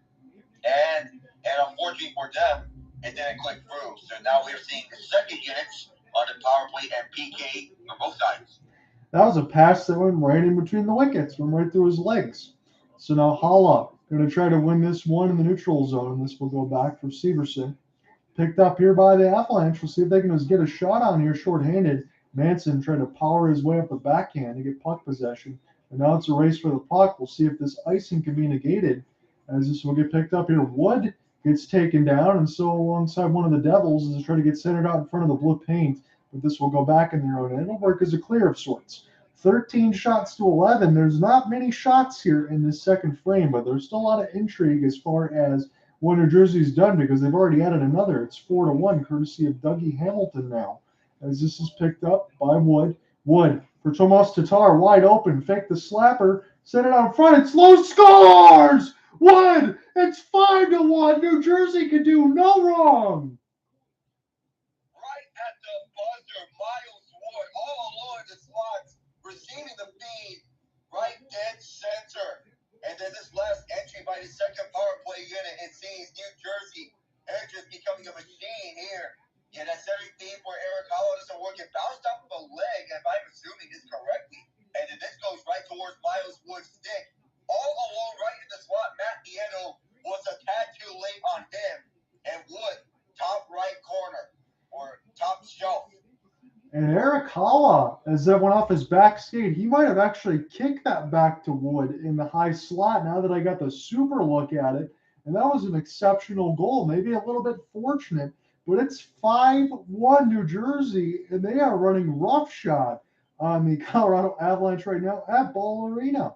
As this is picked up off the backhand, Valeri Nichushkin gets the puck taken away from him, and look, another steal here for the New Jersey Devils as they'll flip this one back down. They'll chip and chase this puck and get to it first as McLeod attempt to get bodied off the puck, but he just continues to stay with it as he's trying to get around Bo and Byram. And the support for the Devils, again, Alec, has been exceptional as far as wherever they've been on the ice. This team has just been absolutely in sync as Nathan MacKinnon will get this. I thought this could have been offside, but this will find the stick of Vanacek, and I'll play it in nicely behind the net as one of the Avalanche to go pick up their stick. Now in full flight, it's Jesper Bratt, and another opportunity. That one goes just wide to the right side post, and off the deflection, it was swallowed up by Noonan. They're just everywhere right now as we go to a commercial break. They're just flying left and right, opportunity after opportunity. And even though that last shot missed, this is going to show how dominant New Jersey has been throughout this game. And something of note, as I'm looking at the standings so far, the best Western Conference team would be the 7th seed in the Eastern Conference. That's how much disparity between the East and the West has been this season. And that is good by you because I'm looking at this right now, and you're absolutely correct. I mean, you have, let's just say it, with the Tampa Bay Lightning that has 78 points in the Atlantic, or even 77 for the Rangers. They'd be first in any conference in the Central and the Pacific. So it's absolutely nuts. Again, you can understand as we're in commercial break why the arms race is as much as it is in the East, because I think you have to. You look at the 8 teams in the East, and you can make an argument at least that maybe 7 of them can upset the other one in the playoffs. In the West, maybe it could be a little bit more clear. I understand that Vegas has had a great year, but man, they've dealt with so many injuries there on the back end of it. I know the goaltending part of it, but between Laurent Brossoit, he's been excellent, but you can't replace somebody like Mark Stone. So I have a little bit of concerns on that. And Dallas, Minnesota, and Colorado, especially Dallas, Minnesota, and Winnipeg, I should say, in that Central, they've kind of been playing with their food a little bit. I don't know who's going to take it all, and that's why I picked the Avalanche to come all the way back and win the Central. Oh, I'm starting to get a little concerned about Dallas because what I'm seeing from them, they may be taking a page out of Calgary's playbook and just dominating shots, but not a lot of goals as of late. And the thing is, if you're Dallas and you're leading in the Central Division and you're being relying to win ugly, I don't know if that's sustainable, but most likely it's not.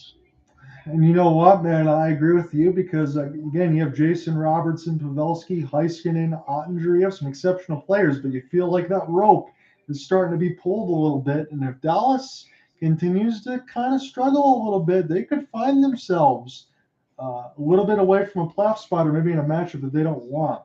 As we get back into the action right now, JT Compher put this around the inboards here as this will go back now for the Devils. It's 5-1. Again, not a lot of shots in this second period, but the New Jersey Devils have already scored again, twice, in fact. As it's 15 shots to 11, New Jersey's got 5. That is 33.3% repeating. Even I can do math.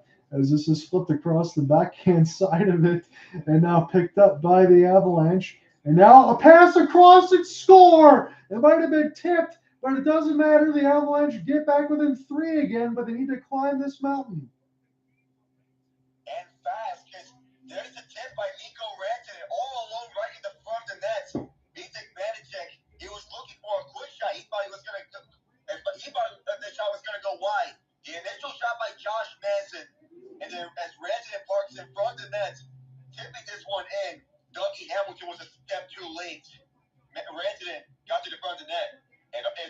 this is the Colorado bench. There's hardly any celebration there. They're down by 3. Yeah, I like that. That's business as usual. And as you said with Rantanen, he's right on the doorstep. Get the deflection there from Josh Manson. Did exactly what they have to do right now. But again, the Avalanche have been here before when it was 4-1, and now it's 5-2. As this will be flipped back now by Vanacek. High off the end boards. This bounced off Rodrigues, but this won't stay with the Avalanche. Again, 41 goals on the season for Mikko Rantanen. What a year he's had. And with all the injuries that the Avalanche have had, they've needed him to score, and he certainly brought the pain on that end as this is wrapped around the end boards now. Picked up by the Avalanche off the touch pass as they'll try to make something happen. It's a 3-on-3, but the pass goes too hard off the right side boards and now picked up across the neutral zone as the Avalanche are going to touch back up, try to get on sides. New Jersey knows that. They're going to go ahead and take a change as this is Bowen Byram in his own end. Byram now turning on the Jets.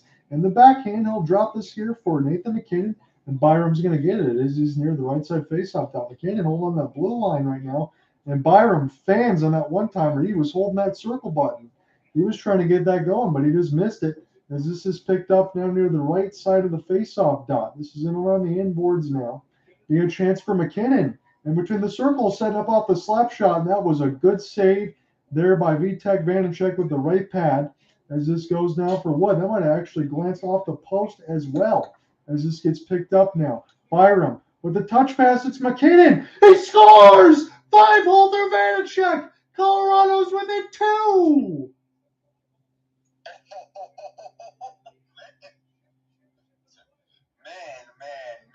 Man. What more can you say about him? I'm just absolutely speechless at the things that he does. My goodness, this kid, Nathan MacKinnon, is so special. What more can you say of this goal? I can just stand here and admire and watch this all day. Cutting right in front of that blazing speed. Man, there goes that man. Man, he played that off his skate as he was trying to enter that too. And then he just beat Graves. And Graves is like a plus 35 on the season. He's no slouch on defense. He made him look silly. It's 5-3 now. Maybe we're going to get a shootout here, Alec. I did not expect this type of game at this level, but I like 8 goals, and we're not even halfway through the second period, as this will be an opportunity now near the left side of the red line. Picked up now by the Devils. They've just conceded 2. Nathan MacKinnon with his 24th. And again, he's missed a lot of time in the regular season. He just continues to put up points. Jesper Bratt will try to get to it now near the left side of the red line. It's loose right out in front, and now another opportunity off the backhand, and that one gets saved by a Noonan. And here come the Avalanche the other way, a potential 2-on-1. Scores! 5-4! Oh my goodness, this could be happening. They were down on 5-1 at one point, and now they storm back and score for an answer. And it all began with that one save by Hughes and Yegor Sharangovich. Sharangovich tried to go forehand backhand on a Noonan. He shut the door right on him. And then on the other side, there's Compher coming in blazing speed. He saw what MacKinnon did. I'll say, hey, I'll pick this up under my textbook. Don't mind if I do it just now. Man, what a shot by Compher, too. Butterfly or not for Vanacek. That was absolutely lifted over the left shoulder off the 2-on-1 opportunity. It's 5-4 now. There's 9 goals, and we're not even through halfway in the second period. This is giving me Battle of Alberta vibes in the playoffs with Cooper Hopkins as this goes now for Nico Hischier as this gets picked up now. And again, Alec, I'm glad that you're here with me right now. We might have to do a playoff game at some point as well. Here's an outstretched pass for Hischier and a 5-hole save for a Noonan as now this could go the other way again for the Colorado Avalanche. This is the East and West hockey that we're playing for right now. An entry here for the Devils off the drop. Mercer trying to find something in the traffic. And now this is anyone's game from the point where you thought there was, at least I did, I'll say it, in the first where this game was getting out of hand. Now it's a 1-goal contest. This is flipped in and now across the neutral zone. Again, the slap shot around by Haula. This is picked up near the left side wall by Adam Belquist. You wonder what Lindy, Ruff, and company is thinking right now as this is a 1-goal game. Jesper Belquist just added with Columbus. Thank you. Jesper Belquist as this goes around the right side of the boards. Picked up now by the Devils. Jesper will fire. And this one goes off the right side of the red line, goes all the way back. This is picked up here by the Devils. And now spun around the inboards.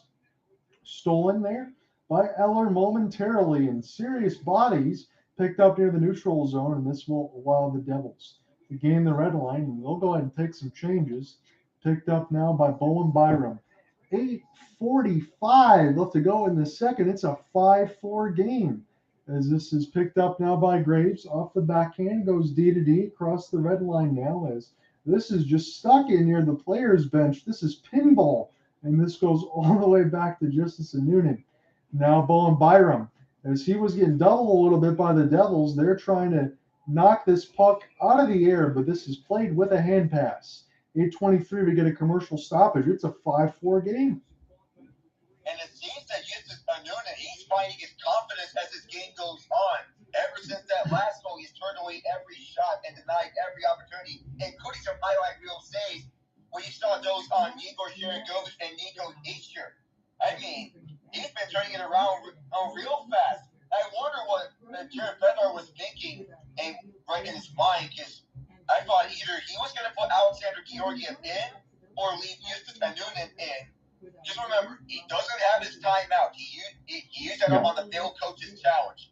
But maybe something clicked right in between goals. Yeah, I mean, again, he's making just his third start. You're playing the New Jersey Devils. You know what they're going to bring. And the Avalanche, I will give them full marks. From that first period, it seems like the flick of the wrist or whatever you want to call it, they've turned this game right on its head. And when we look at the ESPN side of the box score, I wonder if this is actually updated correctly, because it did miss one of the goals.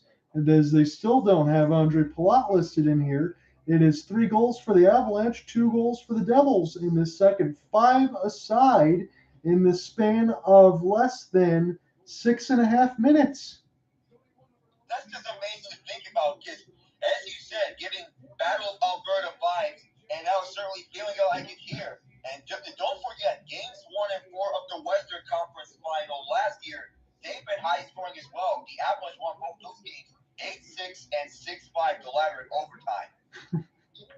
So what you're telling me, Alec, is we're not done just yet with the goal scoring parade. By how this game is going, I don't think we're done yet. All right, so hold all tickets. I'll have to keep the voice sharp, and if anything else fails, Alec might have to step in, but I know he's been working more than overtime, and I'm trying to stream 6 out of 7 days, but there's been so many goal calls. Look, I have to give it the same amount of intensity across both, because all of these have been fantastic. 3 goals in 2 minutes and 4 seconds for the Avalanche, and that's why it's a 5-4 game. Here they come now, as they'll gain the entry off the drop pass, faking the slap shot, and this goes around the inboards now, but this can't be kept in, as this will go all the way back for Josh Manson. Manson will make the pass, it bounces off Nathan MacKinnon. Tomas Tatar trying to make something up with the backhand, and this will get picked up now across the red line by Siegenthaler. But here is MacKinnon. He is in full flight, half pirouette spin, as he'll pick it back up now off the backhand, off of one of the Devils. Will fire it through the traffic, cross past Nichushkin. Oh, it went over the net. I thought it was going to be 5-5. And now this goes for Byram. What a contest this has been. Nichushkin, and that was saved by Vanacek. Oh, my. If you thought this game couldn't get any more insane, how about D saved by Vitek Vanacek? Valeri Nichushkin had 2 legitimate chances to get this tied up, and Nichushkin with the top to Alex Newhook on on the other chance, that the Newhook got blanked right there. But that's not to take away from Colorado's defense on the other end.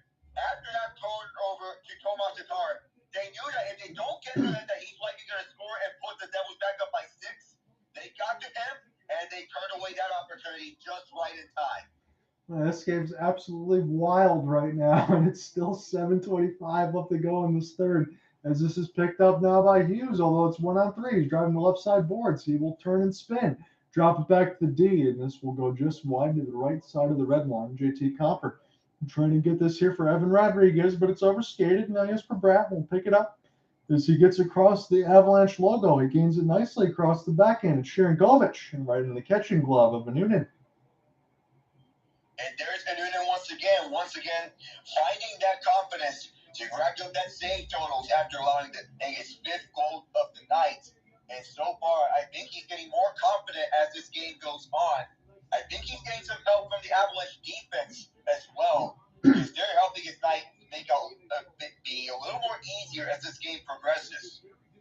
I agree with you, Alec. I'm seeing the combination of both. He's definitely getting a little more confident. Again, you would imagine that he's going to get more time between the pipes. But again, if your defense can play the way that Colorado can, the buckle down a little bit and also continue to score.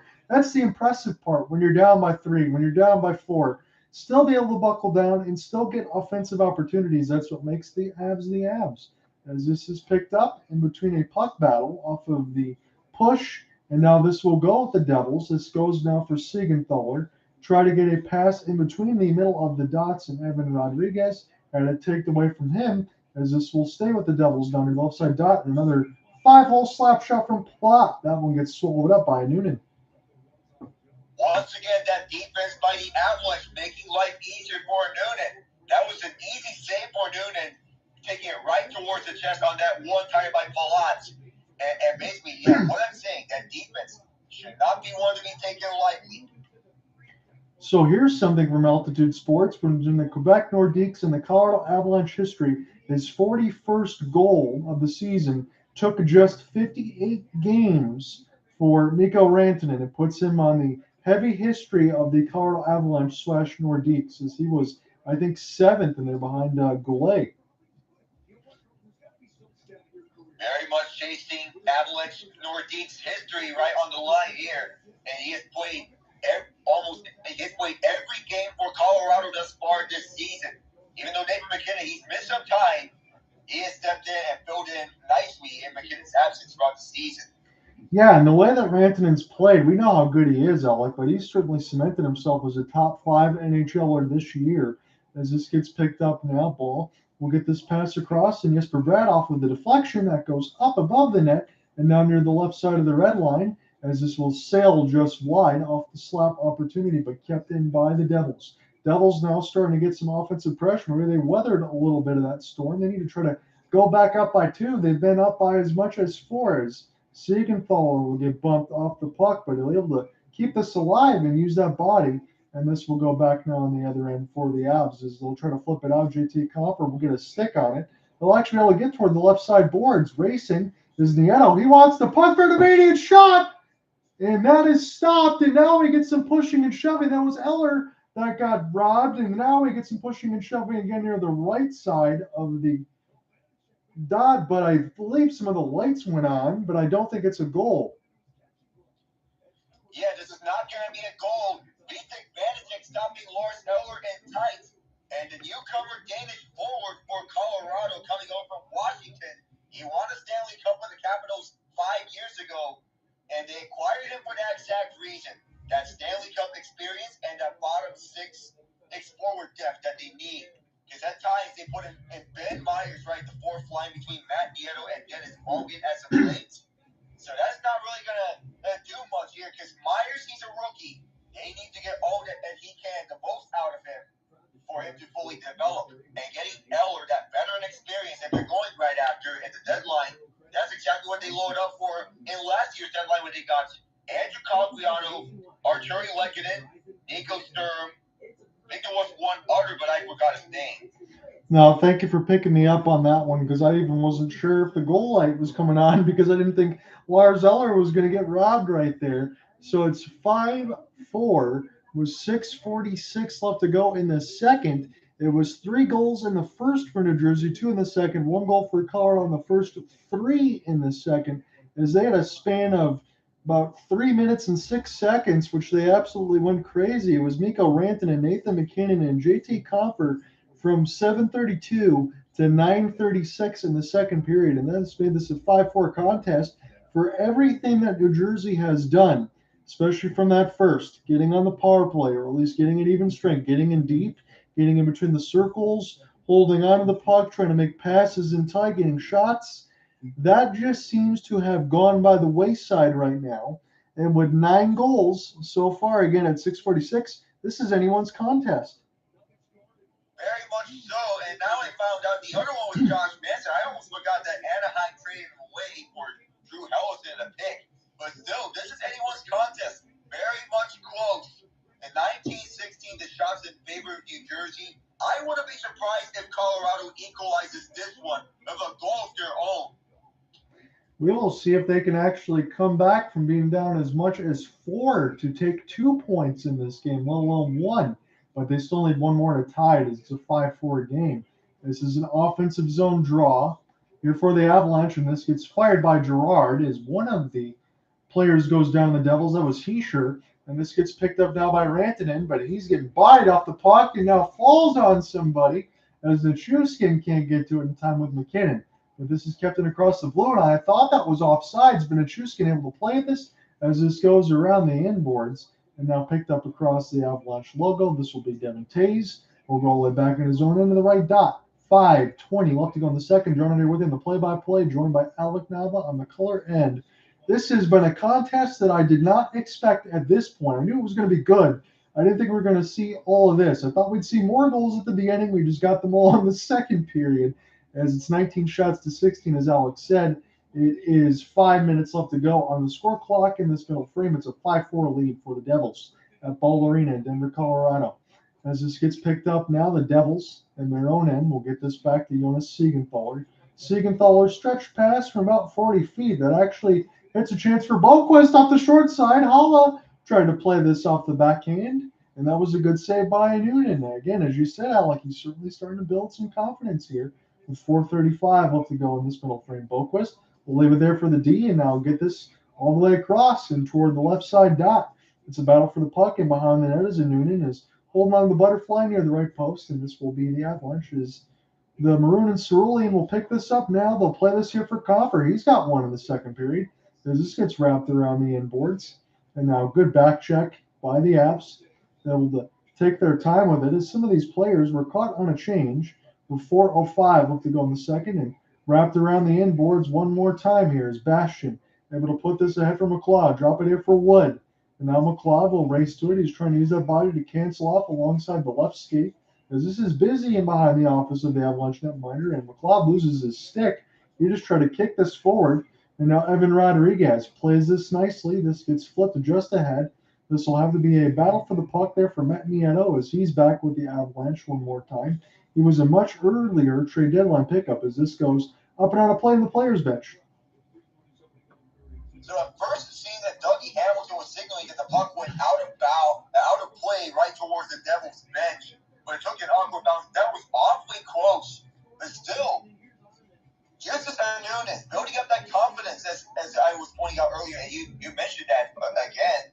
Jesper was turned away in tight, and Noonan also got the rebound there.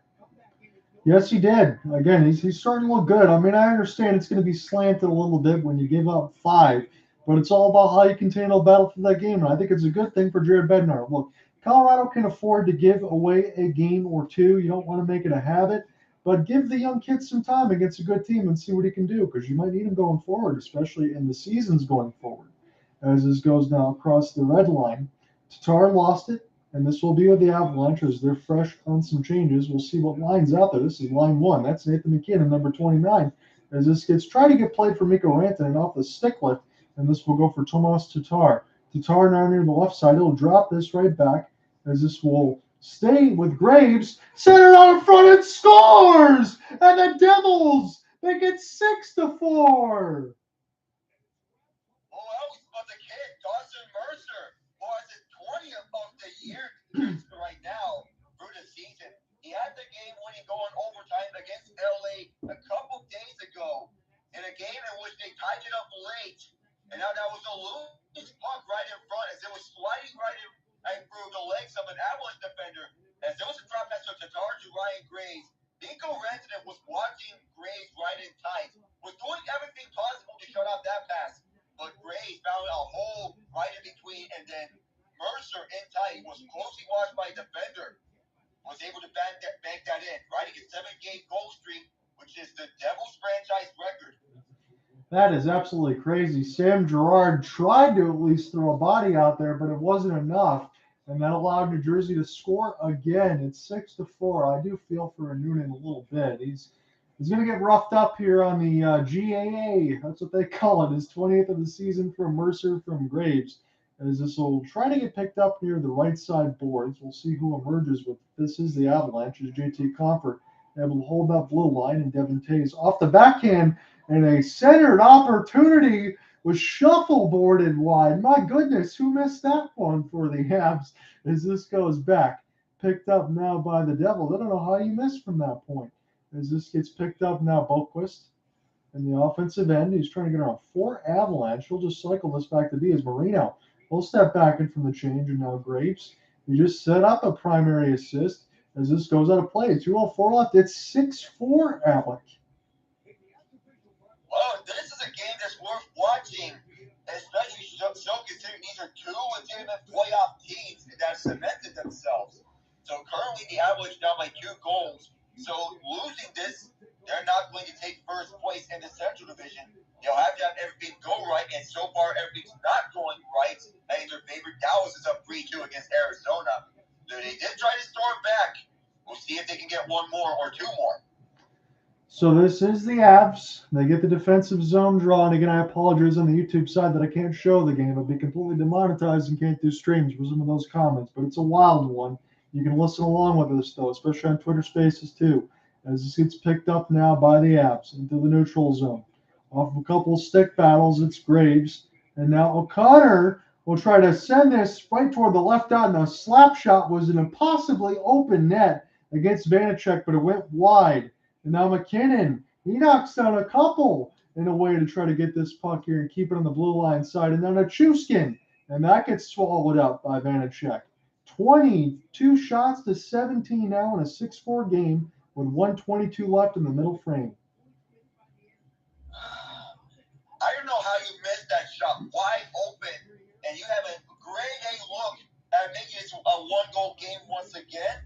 I just don't know how you missed that. That's a grade A opportunity. And with that little time left in the second period, and with the Devils recently scoring, Dawson Mercer back on the ice once again, this was a perfect opportunity. It's funny to say that, but I agree with you 100%, Alec. For as many goals that are scored, you're going to have to continue to get those grade A chances and convert on them. And that time, the Avalanche missed near the left face-off circle on a wide-open 1T with a gaping net as this one gets iced with 1:15.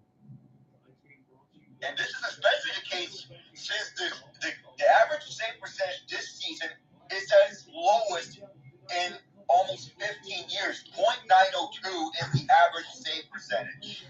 I would hate to throw all these numbers in a blender right now, and I see 10 goals. We're not close to that right now at this point. I can say that. So this is a chance for Compher to go ahead and win the draw, and this will actually fall back to the Devils in the defensive end. Minute 5 left to go. I should say minute 8 as this gets iced again. Oh, I don't know how many consecutive icings that was for New Jersey. Maybe there was 2 consecutive. And as the Devils, they're trying to catch up with the Hurricanes and Bruins in the standings, though that's unlikely because as of right now, the Hurricanes have the Metro Division lead. They're currently scoreless with the Vegas Golden Knights, 10 combined shots with 6:12 left in the first period of that game. No, you're right. I think it'd be very difficult to catch any of that stuff in the Metro. Hell, I thought the Carolina Hurricanes could win the President's Trophy this year, but Boston Bruins have had such a historic year. That's going to put everything up in the air. But the Metro, I think it's going to be pretty contested with New Jersey, Carolina, and probably the Rangers in the top 3. It'd be tough to figure that out. Toews, he's all alone. He's going to let the slap shot go. And that one gets saved by Vanacek. And that was a monumental one right now, just to keep this 6-4. He was wide open in the slot. And this goes back now for the Avalanche. 35 seconds left to go in this middle frame. And I'm going to definitely need some water to continue for this third period as Ryan Graves, will put this around the inboards. I'm thinking about the Rangers now. As this goes across the right side of the boards, now the right side picked up by the Devils as they just get knocked away in a good cross check for Mikko Rantanen. That's not cheating if you don't get caught. as he also gets a piece of it before he goes to the bench. And now the Avalanche will try to get around there with Devon Toews, as the Devils might have one more opportunity with 5 seconds. And this goes just off the outside of the left post, wrapped around the inboards now, and that should end the second period. 6-4, Devils up by 2. That was Devon Toews' best chance right at the attacking end as he faked out Tomas Tatar. Knew that Tatar was going to come in and block the shot. And then Vitek Vanacek stayed with Toews the entire way. He did not get fooled a single bit. Stayed with him, stopped the shots. That would have made a one-goal game had that gone in. But good shot, better save. Hey, Alec, do you want to do me a quick favor? Do you want to do the goal scoring reset here for the second period? And I'll be right back. All right, so for those who are just joining us right here, it's a 6-4 Devils lead here at Ball Arena in Denver, Colorado.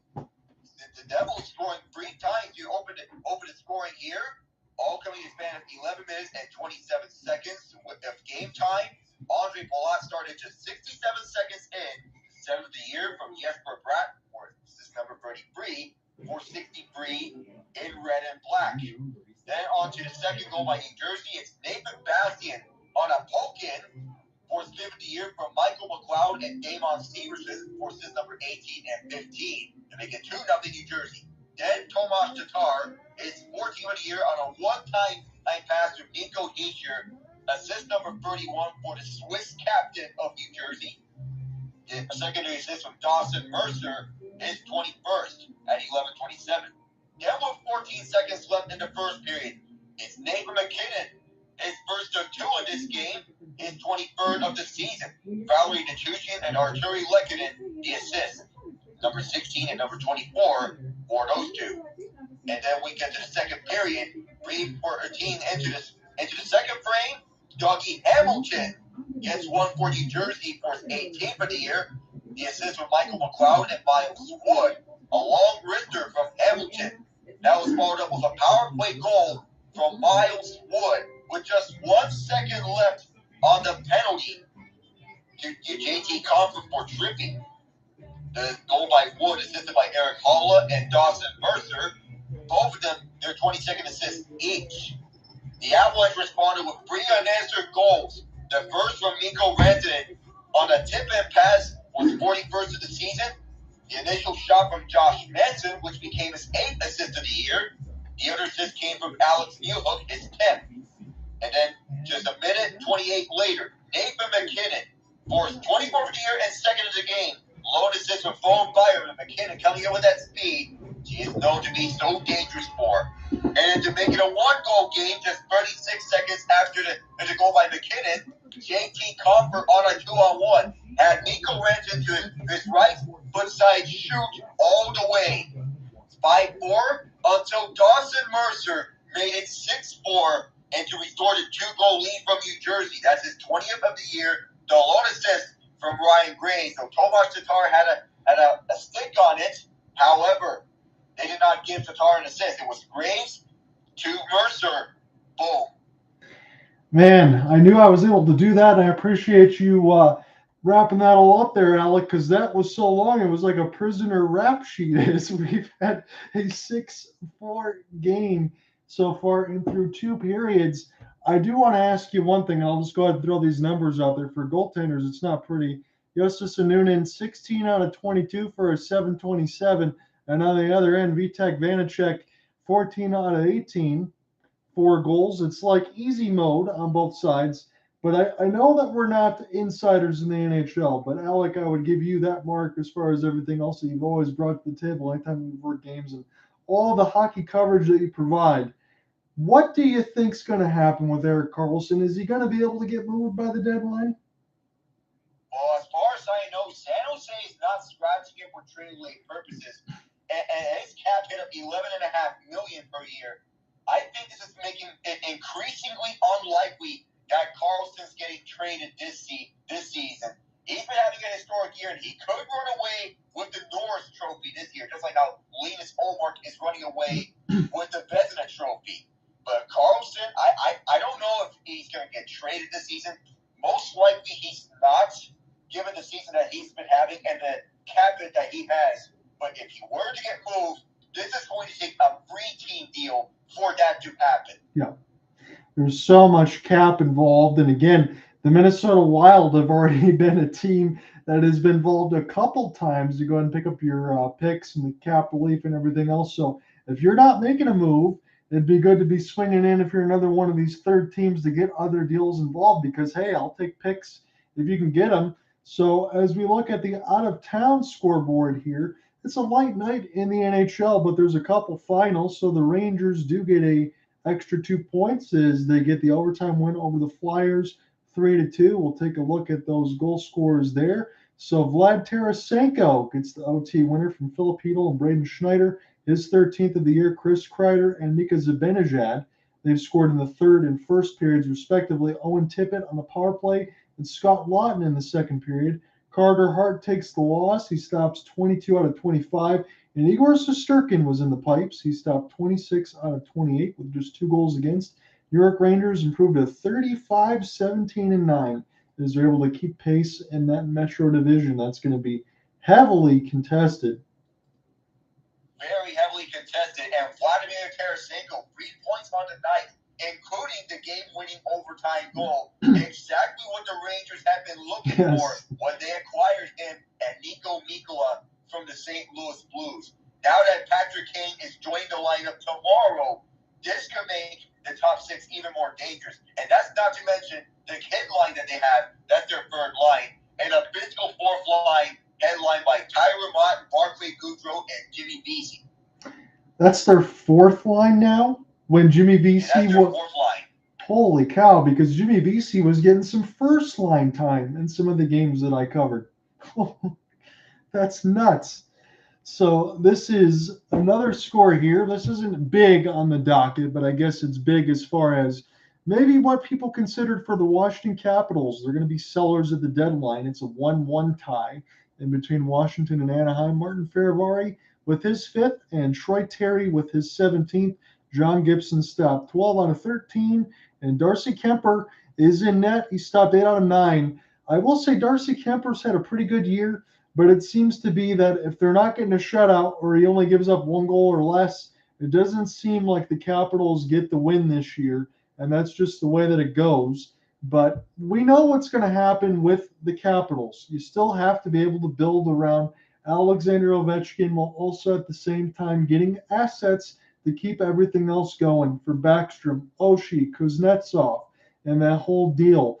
Don't know if they're going to have any more runs in them, like it was a Magical Cup run for against the Vegas Golden Knights several years ago, but they're sellers right now. By all looks of it, yeah, they are indeed sellers. Just remember, they traded away Dmitry Orlov and Erik Gustafsson. So there goes 2 of their key pieces from that core. Plus, Garnet Halfway is over at Boston. So this will automatically slot Nicholas Aubé-Kubel over at their 4th line to replace Halfway. That makes the Bruins even tougher. But it's clear that the writing is on the wall, that the Washington Capitals are sellers. And they're showing it when they moved Orlov and Halfway.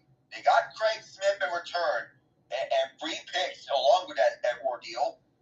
And they also got Rasmus Sandin, who is basically a reclamation project by this point because his development didn't go pretty much anywhere, went with Toronto. And to give up a first-round pick and Erik Gustafsson to get Sandin shows that maybe they have some faith in Sandin to turn his career around. I agree with you. That was surprising to me because I think there was a lot of Maple Leafs fans that were pretty frustrated with Mr. Rasmus. But we'll see if he can do something in Washington because he's certainly going to get the playing time. And then the only other score that we can report, because it's goalless between Carolina and Vegas, is a 3-2 lead for Dallas. We'll see if they can hold on to it at American Airlines.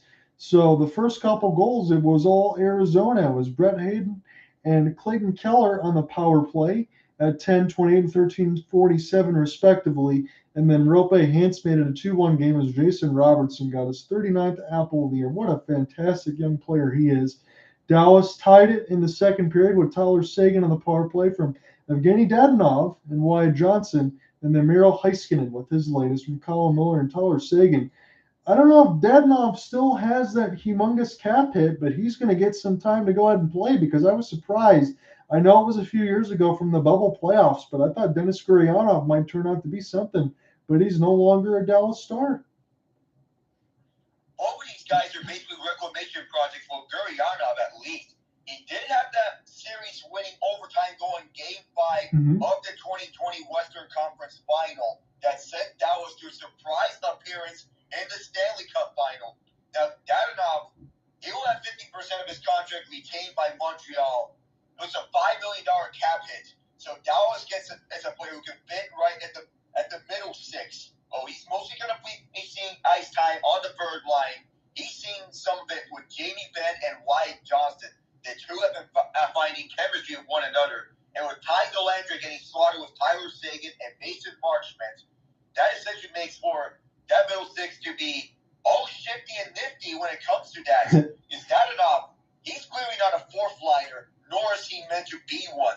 Being a third liner at least is where it's at for him. The first line's already set. Interestingly for Wyatt Johnson, he and Joe Pavelski are roommates. Hey, that's pretty good when you can pick the brain of old Joe Pa, because he seems like the ageless one there, Alec. He just always gets the job done. Captain America when he used to be the captain for San Jose. And I will say this for Dadonov on that side. I remember when the Vegas Golden Knights, they were trying to get rid of that dude because of the cap hit, but it was surprising a couple seasons ago because he was kind of a power play specialist. And maybe he'll do the same to reawaken some of those feelings there for the Stars, as you can always use more goal scoring because Jake Ottinger can't continue to do everything on the back end. He stopped 16 of 18. As they're still on track to get the win with 4:39 left. And Connor Ingram experience, my goodness, 35 out of 38 right now for a 921. Not too bad for the young fella. It seems that it's getting increasingly unlikely that Karel Vejmelka gets moved at the deadline, but this is not a guarantee. He is still on that tandem with Connor Ingram. The two have been outstanding goaltenders on what has been a bad Coyotes team. And Connor Ingram, 35 saves. And yeah, that one game in the playoffs in Game 2 where he stopped 49 Colorado shots. Yeah. He's showing that it's no fluke. No, there's certainly a goaltending tandem in there. And when you talk about Vejmelka, I kind of thought before the Korpisalo deal that the LA Kings might go that route, but they went with Korpisalo. And then the other interesting thing, I know it's college hockey related, but I got a chance to watch a few times. I went to the Michigan game a couple times, but Eric Portillo now is a draft right of the LA Kings. The reason I mention him, I've seen him a few times. He's a 6'7" netminder. He is a tree trunk, and he can move a little bit. And now he's property of the Kings. So maybe with Korpisalo, maybe with Portillo, we'll see some things in the future there. But the one thing's for certain for LA, they've got to fix that back end in the crease if they want to continue to what they do in the playoffs. Because I feel like they're a good team, but they just got to get it together in the pipes. Yeah, so maybe there's a reason behind trading away Jonathan Quick. I know Andrzej Kopitar had that 4-goal night against Winnipeg last night, but it feels like Kings players felt like they got a slap in the face by their reaction to the news that Quick got traded away for Jonas Korpisalo and Vladislav Gavrikov because he was a vital part of their Stanley Cup runs and one of the three last remaining members of the 2014 Stanley Cup winning team. Now this leaves just Kopitar and Drew Doughty as the last two. That was following the retirement of Dustin Brown after last season. Now with Eric Portillo at the prospect pool in LA, this could give a legit 1-2 tandem in LA, pending that anything happens to Phoenix Copley. But we're going to see the close development of Portillo. Yeah, we'll see. I'm interested because, again, he looks like a pretty good college netminder. He plays an awful lot for the Wolverines. But, again, college to the pros, college even in the minor leagues in the NHL, it's a whole different animal. But it's a different goaltending tandem. And as you said, I'm glad you brought that up with Dustin Brown. If he was able to retire as a King, you would think that Jonathan Quick would be able to do the same. But Rob Blake's trying to make moves. And I understand why he did it, and I also understand why fans would be a little bit angry at that aspect of it. But as far as our NHL scoreboard, that's pretty much it. And now it is official. At the end of the first, we're scoreless between the Golden Knights and the Hurricanes. And we'll see who's in goal. Aiden Hills only had to make 9 saves, and 6 saves for Freddie Anderson. Freddie Anderson, I think he's just come back really since a couple of weeks, so it's just good to see him back in between the pipes. They're going to need him to stay healthy for Carolina because when it was Antti Ranta, he did his best last year, but he got a little tired. And what's going on with Peter Kochetkov? Is he injured? He is in the minor leagues just because he got sent down when Freddie Anderson got activated off the IR. So that's the whole ordeal of Peter Kochetkov because he went down to the minors because I think Carolina is wanting to go with the veteran tandem of Anderson and Ranta. You're both 33, so the health concerns is the main thing that Carolina is paying attention to along with the rest of the NHL. Yeah, because that's what's kind of bit them in the behind last year. And I was just wondering because you said I honestly can't believe it because Kochetkov around the December-January month, that dude was a freaking animal. He was. So, yeah, there's a lot going on. And as far as, let me take a look at this tomorrow. I think I will be on the call in between the Flames and the Maple Leafs with Cooper Hopkins, but I know there's some big ones. I was a little disappointed as far as what happened, obviously, admittedly, between the Ottawa Senators and the Red Wings, but they're going to have a big-time game at 7 p.m. against the Seattle Kraken tomorrow, so they're going to have their hands full. And just for you, Alec, on that side, it's the Pens and the Lightning. How do you see that one going? So here's a fun little fact. The last 5 games between the Penguins and Lightning have been decided by 4 goals. So that's why I wanted to point it out. 6-2, 5-1, 5-1, 6-2, and 7-3 were the last 5 results. The second one was the only one in which Tampa won. Now, to be fair to Tampa, they did start Brian Elliott the first 2 times. But this time around, I would expect Andrei Vasilevsky in net and give the Penguins a true test. Hey, just make sure you're on the right side of that score line, my friend. We got to get the Penguins in the wildcard spot, at least get into the postseason. I'd love to see it again.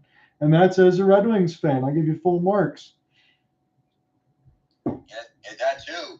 And you did mention Ottawa as well. They'll be having their hands full with a Rangers team. They'll be having Patrick Kane make his Broadway debut tomorrow. Good luck. That's all I'll say on that side because I don't think the Rangers are going to get that one in a loss. I'm going to put my thoughts out there for as good as the Sens have been playing of late. Again, they're only 5 points out of a playoff spot, but good luck at MSG because that gets rowdy over there. I'd love to watch a game at Madison Square Garden one time.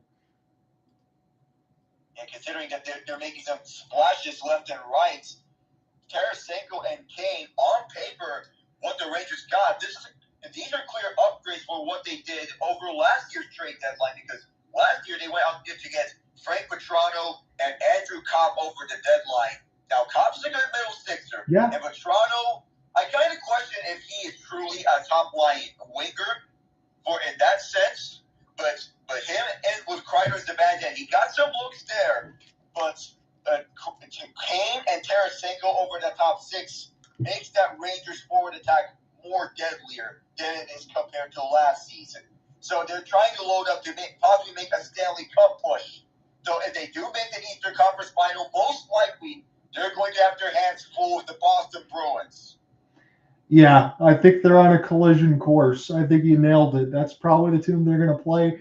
And I don't think anybody wants to play the Boston Bruins. Oh, no. No team wants to play the Boston Bruins. Not even my Penguins. We lost twice to them in which we gave up leads to them. Yeah, it's nuts. Again, even the game the other day that I'm watching in between the Flames and the Bruins, I'm like, Linus Ullmark standing on his head, and then the Bruins won. Yeah, and then the Bruins won. So they just have an 8-game win streak right now. We're back underway in this game, and I'm almost hesitant to say so because it's 10 goals aside.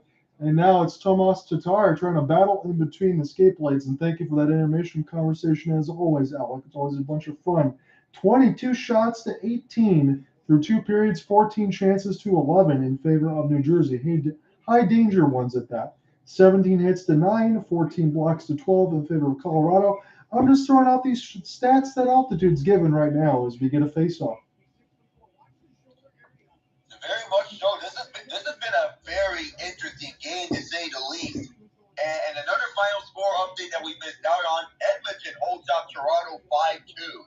Thank you for that one. That is big. So now My broadcast partner for tomorrow is going to have to be clenching his teeth because I'm sure Toronto is going to be angry when they go to the Saddle Dome. So we'll have to see what happens on that. As this is a 50-foot pass picked up across the red line.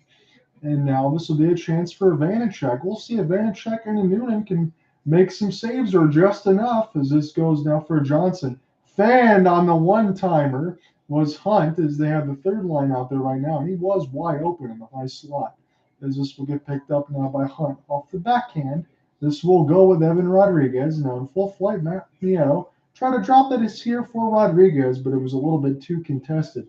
It's a 6-4 contest. We're just underway here in this third period. John, here with you alongside Alec Nava as this is flipped near the left side red line. This has been a great contest right now at Ball Arena, and I'm very hesitant to say that we're done as far as goal scoring is concerned, but we'll see if this can be a little more organized. Valeri Nichushkin, although it's 1-on-3, he's going to have to buy some time near the left side boards. Go ahead and get a puck battle as this goes back to the D. Picked up off the backhand and scores! It is 6-5. And Valeri Nichushkin gets number 11 on the season, all alone right in the slots. This might be a recurring theme, and when it comes to these goals, doing the dirty work right in the middle. This phrase, all alone in the slot. We saw that with Miles Wood earlier, but this actually wasn't all alone in the slots. Ryan Graves was in tight with Nichushkin, trying to defend it to the best that he possibly can. And Sam Girard was initially going to direct that right on to Vanacek's right. And this was a slap pass to Artturi Lehkonen. And the Devils are trying to argue that Nichushkin hit John Marino up high, but they won't get a penalty here, and Vitek Vanacek has just left this game. Akira Schmid, the third-string goalie, is in. Just remember, MacKenzie Blackwood is on the IR dealing with an undisclosed injury. Yeah. So Schmid is in, Vanacek is out. So this is Nichushkin from Lehkonen and Girard. And it's a one-goal game once again. Wow. So leave the building, Vitek Vanacek, or at least go take a seat, put the baseball cap on. Justice Noonan is in maybe that same spot, but maybe Jared Bednar is going to go all the way through. I said this maybe in the second period.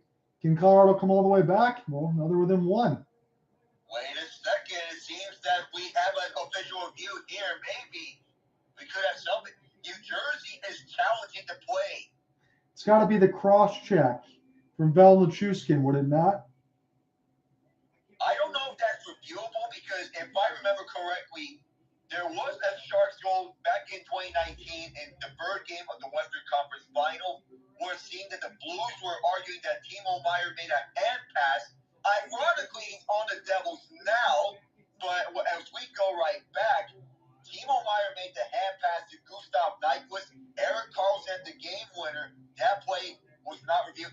So it seems the Devils are challenging for an offside. So as we see here, did Valeri Nichushkin had full control of the puck when the puck crossed the blue line? So there's one foot by another Avs player on the other side. The question is if Nichushkin had full control of it. So let's see here. It looked like there's a little bit of flight. And then Nichushkin, as he was trying to hammer this arm through, he was watching tight by John Marino going to the outside. This looks to be very close. So from your explanation, you're absolutely right. When I thought about this during the Stanley Cup playoffs, we got the rule of possession and being allowed to be able to skate if you didn't have possession. This one's going to be awfully close, so I'm going to leave my mouth muted as far as what I think the goal call is going to be. We'll hopefully get a definitive one soon because all I can say is that is awfully close. You're taking some time to review this, and from how I see things, the longer they take to review it, the more I think this could be overturned. And that's my subjective opinion about this. I don't know about the rest of you guys watching it, but so they're still looking at it. So they're taking out the heads on my end. So as it stands, we will see right now if Colorado gets within one. 1834, we'll have to go in the third. This is a monumental goal call, to be honest with you, because this has just been nonstop scoring. Is Colorado going to be within one?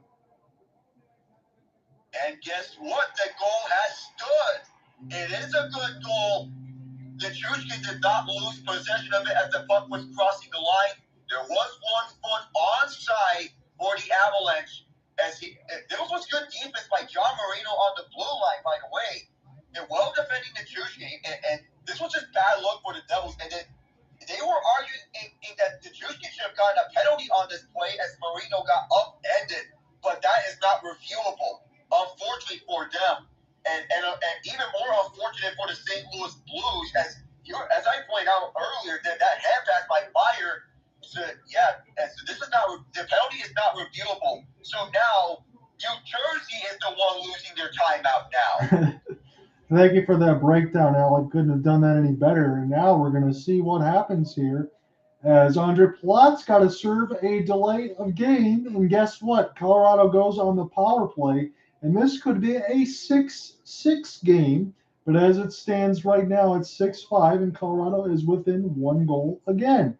Mikko Rantanen trying to gain the offensive end. It's Mikko Rantanen now near the left side of the post as that gets saved by Schmid. And I'll have to make sure that I get that correctly because it's no longer Vitek Vanacek.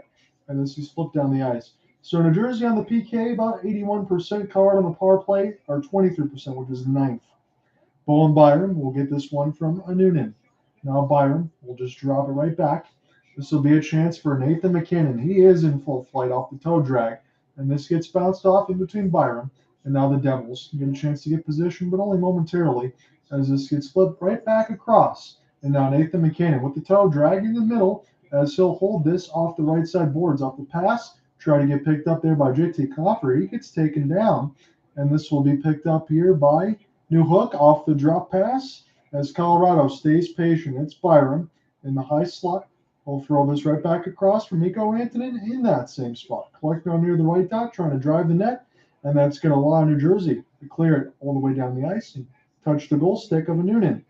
Colorado's got 35 seconds left to go on the delay of game penalty, which New Jersey challenged goal and lost on that side. So it's 6-5. This gets picked up, but not before someone gets taken down. New Jersey allows to clear it back down on the ice, the same spot for Noonan. So they'll try again. This is a chance for Manson.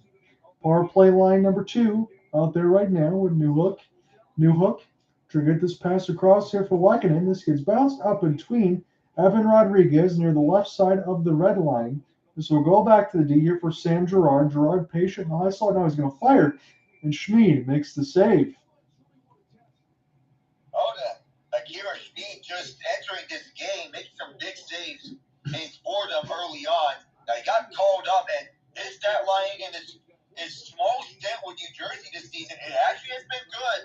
And maybe he could continue that on in this game. So as it goes on, he enters with a 1.98 goals against average and a .927 save percentage.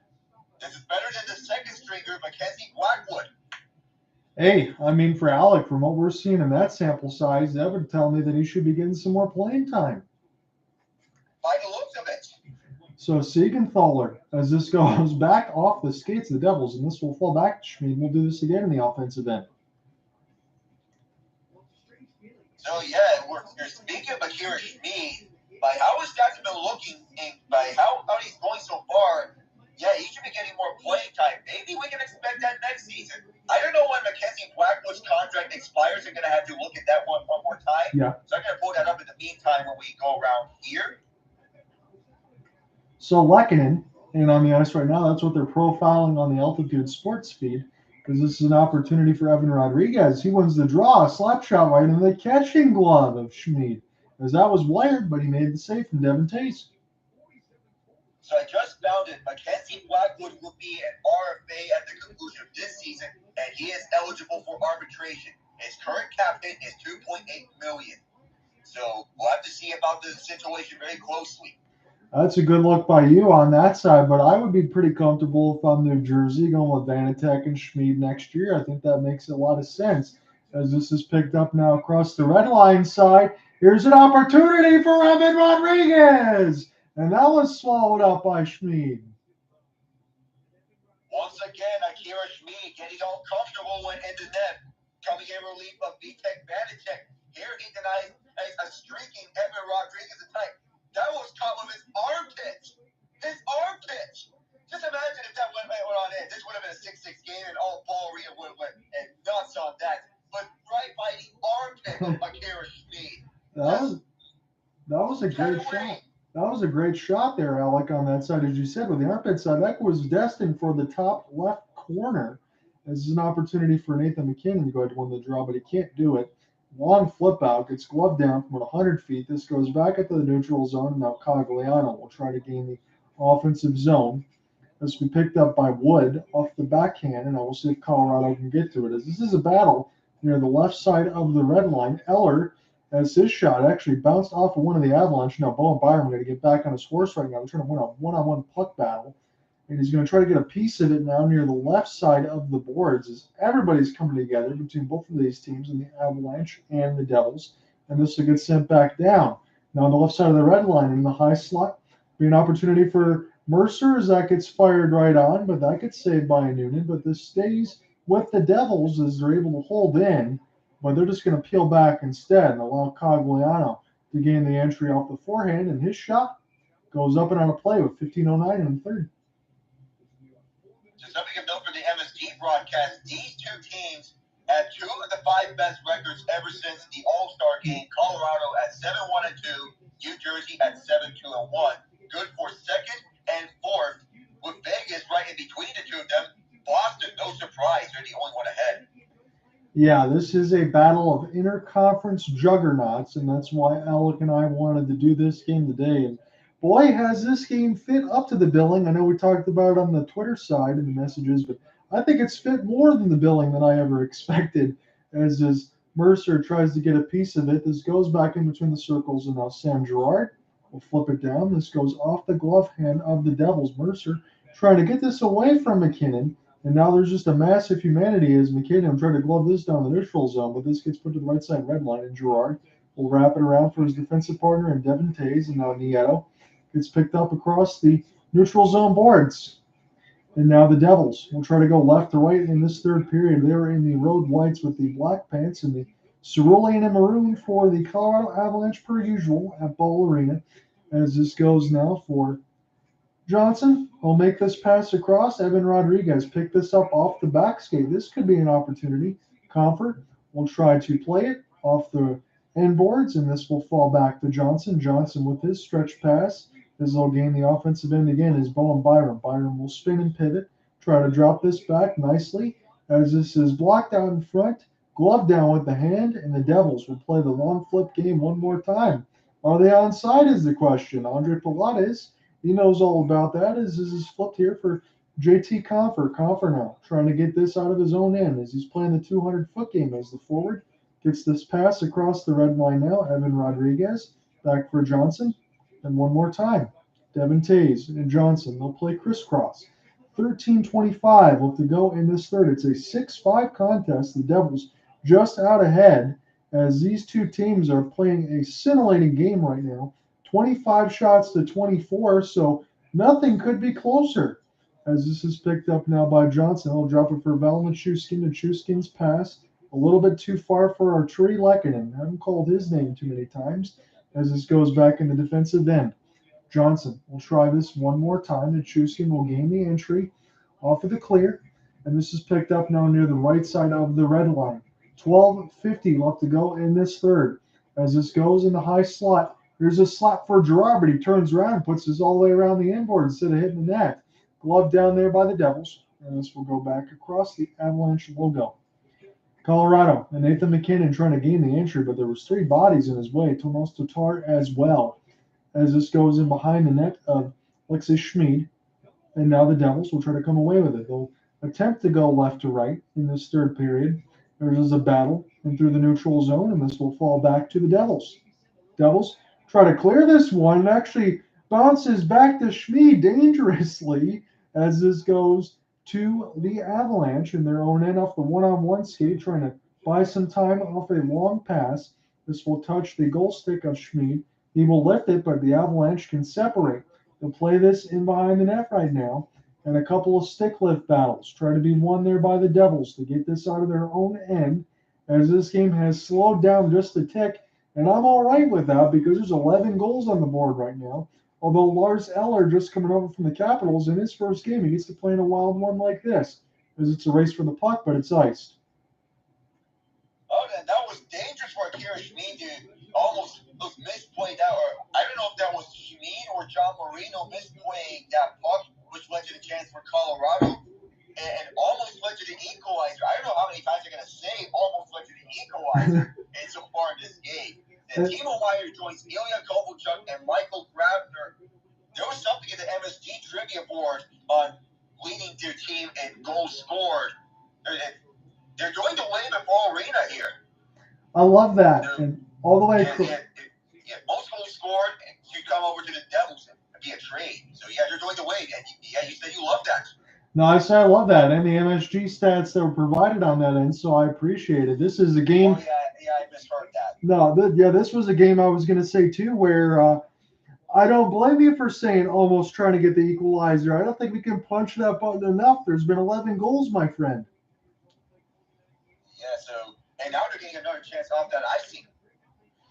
Yeah, this is a wild one, and now here's an opportunity, as Alex said, off of the icing. See if Compher can win this one clean, and he does, is trying to pick this back up as Mikko Rantanen. Rantanen being bothered by McLeod. That was some excellent defense. I don't get a chance to say excellent defense often either when there's 11 goals scored, as it's Gerard trying to send this back around the end boards, but here's an opportunity for Yegor Sharangovich. Sharangovich, he skated out in front trying to set a screen, and this will go for Nathan MacKinnon instead. Off the toe drag, he just tried to center one off the backhand, and nobody's there. This is a line change for the defense. And now Johnson will get this one back as he'll make the pass across off the drop. Here's a chance for Rantanen. Another drop set up off of the face mask of Schmid. And now fake the slapper. Here's MacKinnon with the bomb, and it's going to fall back to him. That had to hurt the block at least. Another one-timer swallowed up by Schmid. He's down, and they blow the whistle. Oh, my goodness. He went coast to coast on that stop. He's hugging the right side post, and he was flopping like a left, in all honesty, but our right when we're looking at the broadcast.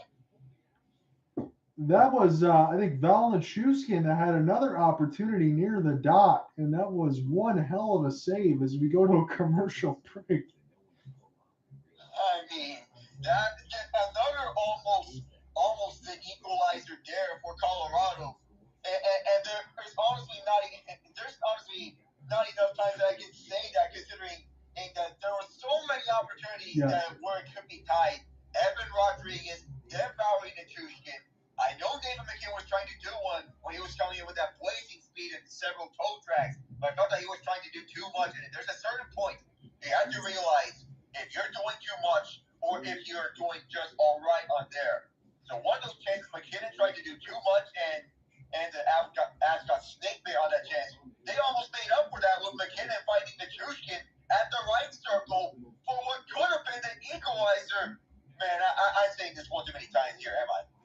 No, I don't blame you at all. I'm enjoying it. It's been a great contest. It's 6-5, with just about half the third period left to go. And I'll say this, Alexei Schmid, 6 out of 6. That's big time right now in a game like this, Alec. Big time indeed. Yeah, he stepped in. He's done the job. And I also forget, too, Jonathan Bernier was also part of this goaltending group. So he's not there. MacKenzie Blackwood's not there. There's some other pieces for New Jersey, but again, as we talked about, and we went into the third period, if it is Vanacek and Schmid, as far as primary and backup, I think they're going to do okay. So we'll figure out when it's all said and done what happens with MacKenzie Blackwood. I think Schmid definitely, especially in a game like this, for the way that he's played, I know it's a small sample size, but those were a couple prime-time goal-scoring opportunities as I'm getting a look at all sorts of cross-checking and shot that's almost were, as Lars Eller, again, his first game with the Avalanche, 11-19, and I'm sure he is holding his breath as we're back underway right now. It's in the defensive end of the Devils. The Avalanche looking for the next goal. That would tie the game at 6 with 10:20 left to go in the third. That's what we got left, unless we need extra time. Avalanche now have this in the defensive end as this gets stolen by the Devils and picked up now near the right side dot, and Tomas Tatar goes down as this goes D-to-D, and this gets saved by Noonan through the screen. That was a blazing shot by Ryan Graves off the feed. And as Tatar was going down, Graves stayed with the puck all the way. Left point. Saw an opening at the top right circle. Undo and shut the door of his glove hand. Yeah, that was an absolute bomb, as you said, by Graves. I got a good look at that there, and we'll see what happens now for the Devils. We're right at the halfway marker of this final frame, potentially, in regulation. We can say that at least. It's going to be Haula and Compher on the draw right now. It's a defensive zone draw for the Avs. Compher will win this toward the red line.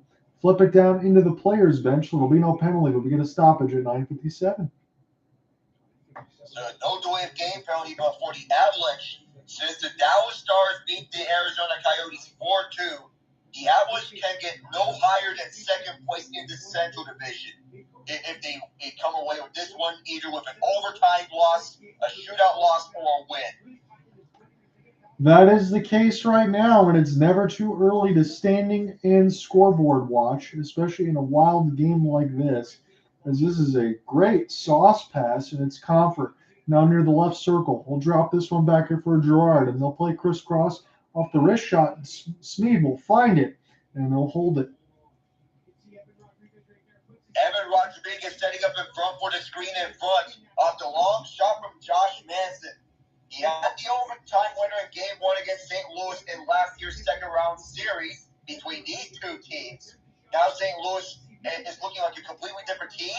Colorado hasn't changed a lot here. They're getting hot at the right time, and it's moments like these where you realize what the idea built for to possibly repeat as champions. Yeah, and you might have a game like this, especially if you play against the Edmonton Oilers like you did in that Western Conference Final. Their first game, if I recall, was very much like this as well, as this gets picked up now by the Devils in the defensive end, but maybe Mikko Rantanen get a stick on it. No, the Devils will be able to gain the neutral zone, and this will fall back to the Avalanche. So we're at Ball Arena right now. John here within the play-by-play, being joined by Alec Nava as we take this one in tonight. This is a wild contest. 11 goals in between the two. Marino gets taken down. Someone else gets taken down by Rantanen as he's just throwing the body and laying the stick everywhere. And this is flipped in across the red line. Lindy Ruff squad will take a change. And as it gets flipped, it goes off the glove hand of a Noonan and then played by Sam Girard as he'll try to get a long entry pass. This is still live right now as this goes with the Devils as the Avalanche chance for Nieto. I'll try to get a piece of it, but now the Devils will lose this back in the defensive end as this gets picked up down near the right side wall. Trying to hold off the boards is Lars Eller, the Washington Capitals man who just got acquired. And now this is chipped in by the Devils near the left side wall. It's Siegenthaler. And so watch this go all the way around and back for Severson. Severson with his outstretched pass, and now Hughes tried to touch one, but he was all contested with that traffic, and now Eller tried to clear it. Now he tried to do so again. Now he's actually going to get it back to the Devils defense with 8:20 left to go in this third. It's 27 shots to 25, Denver, Colorado, but New Jersey on the edge of the scoreboard, 6-5 at Bowl Arena right now. As this stays on the D side, the left side line, flipped up, broken up, and now this goes back to a Noonan, and the save is made. That was a combination between Wood and Bastian. This fourth line for New Jersey so energetic, and there's another reason why Miles Wood finding Nate Bastian right in front of the slot. Even though this was good defense by Colorado, Bastian getting the shot off quickly before he was smarter and tight, and Justus Noonan saw that all the way. Still, that confidence building up for Noonan as this game goes on, as I was recalling from earlier in this match. Getting a chance to go against a top team like the New Jersey Devils. Now, I know the Devils, of course, they are a different animal compared to the St. Louis Blues as of now, but Noonan building up that confidence. And while that goes against average is going to get hurt, that confidence is not by much. No, I don't think so either. I think you're spot on as far as that's concerned. We'll see if the Avalanche can get 1 point or two. And the way that this is squared away, I'll see if I can refresh this if it's updated. So again, this is updated now, as Alex said, and I'm looking at it. It's the Stars with 77 points. So even with an Avalanche victory, let's say they get two, they'll be in second. Wild will go to the third spot with 74. I do want to say this as we're in the middle of a commercial break. Minnesota Wild have been on a run of late, and I don't want to discount the things that they're doing. But my only concern is not Philip Gustafson. He's been the starting goaltender, and their defense looked good. But their offense, I think they need to find a little bit more of that, and maybe that's why they brought on Gustav Nyquist here for the Wild. Marcus Johansson as well, and Nyquist, he's not going to return for the rest of the regular season. And so we can look at the playoffs for when he will be returning in time for that point. So we'll pay close attention to the Gustav Nyquist watch whenever he comes back in time for the playoffs. But that goal scoring is much needed. Nyquist gets slotted in a middle six role for Minnesota. The goal scoring needs to come from anyone outside of just Kirill Kaprizov, Matt Zuccarello, Matt Boldy, and Joe Eriksson. It can't be just those four. Again, I'm glad you said that because that's what I'm thinking too, and that's my only hesitation with the Wild right now. It's not the defense, it's not the goaltending, it's some of that goal scoring. It kind of feels like the Dallas Stars of last year. If you can't win a game 1-0, 2-1, then you're going to put yourself in dire straits, and sometimes that just doesn't work. As this is back underneath the play-by-play now, and this is picked up by the Avalanche. 7:40 left to go in this third. It's 6-5. Dare I say, Alec, things have started to slow down a little bit, but I'll have to maybe hold my tongue as this is picked up now off the backhand. And this pass actually got around the zebra from Sam Girard's feet off the backhand, and now Valeri Nichushkin will try to put this the other way as Evan Rodrigues. He'll ride that left side wall. As this will go back around the inboards now. Compher, this was a good little poke check ahead. This is going to let it go D-to-D for Bowen Byram as he stays patient. Well, again, wrap this around the inboards. Mikko Rantanen tried to center it out in front for Compher, but this gets stolen by the Devils. And again, a long flip out. Now it's a race for the puck. It's an opportunity. I believe that was Boquist. Great work to get a piece of that just to be able to buy some time. And now here come the Devils support as they'll wrap this around the inboards now. Severson for Palat. Palat looking for a deflection. Now off the backhand for Hughes. And a Noonan says no. The backhander by Jack Hughes. He was looking for another one tonight to restore that 2-goal lead for New Jersey. Justus Noonan staying with him all the way.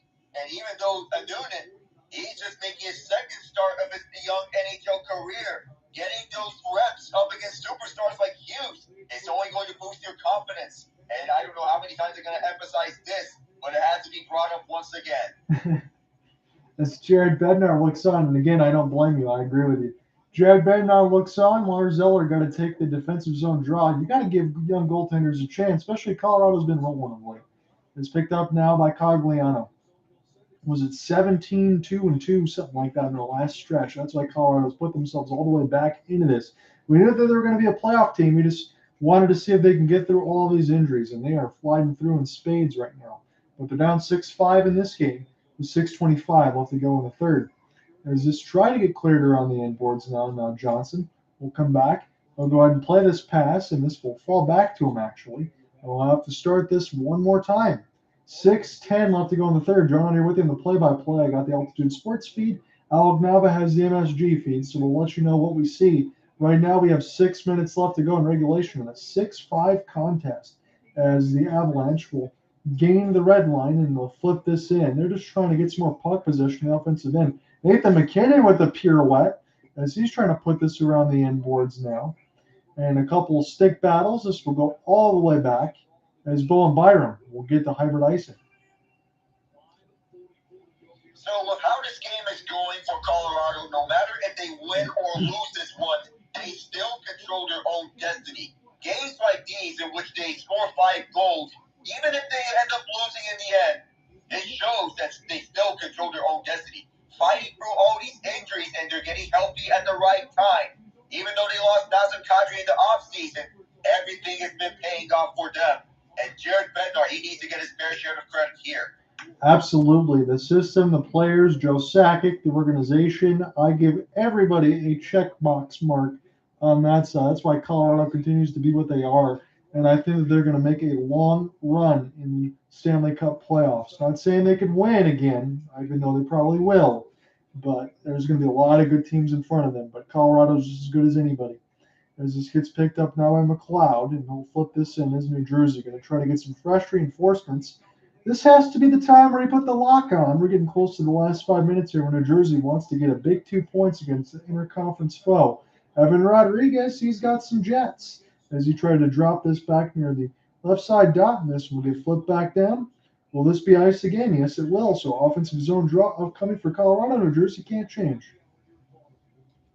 So New Jersey trapped in their own end. They still have their guys from the last icing and only on a round. Nico Hischier having to spend some extended time out there. So they got tired bodies out there.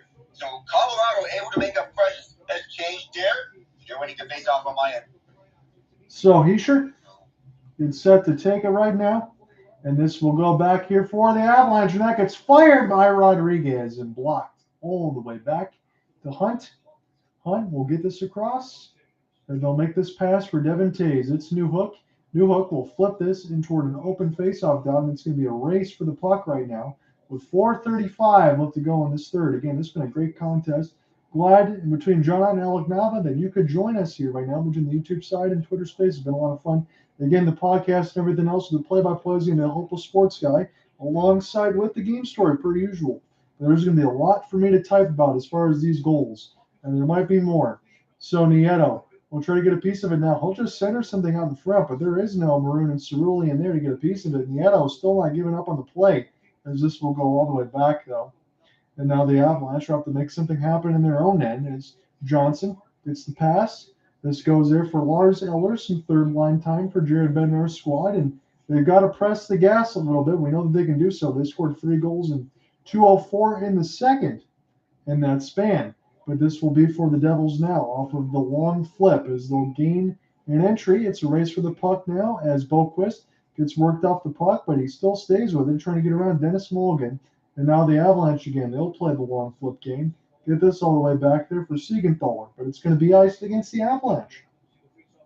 Well, just beat out by just a tad there. And the thing is, no, Colorado, once again, as I mentioned, they don't have their timeout. They used it up on that failed coaches challenge earlier in the game. In fact, neither of these teams have their timeouts, as both of them failed on their coaches challenges. So the first one on that possible goal interference call from Colorado on that goal by Nate Bastian. The one by New Jersey on Valeri Nichushkin's offside that wasn't for them. Yep, absolutely. And that's going to put a situation where normally you'd want to double shift, but you don't want to have these winded bodies. But Colorado is going to need to get a goal if they want to get a chance to get this in OT, as I think this got flipped over the glass. We're in offsides. We're going to go to a commercial break nonetheless. We're just over 3 minutes left. Colorado needs a goal at 6-5. And a relief for both teams because now they can get some fresh bodies on the ice right after this TV timeout.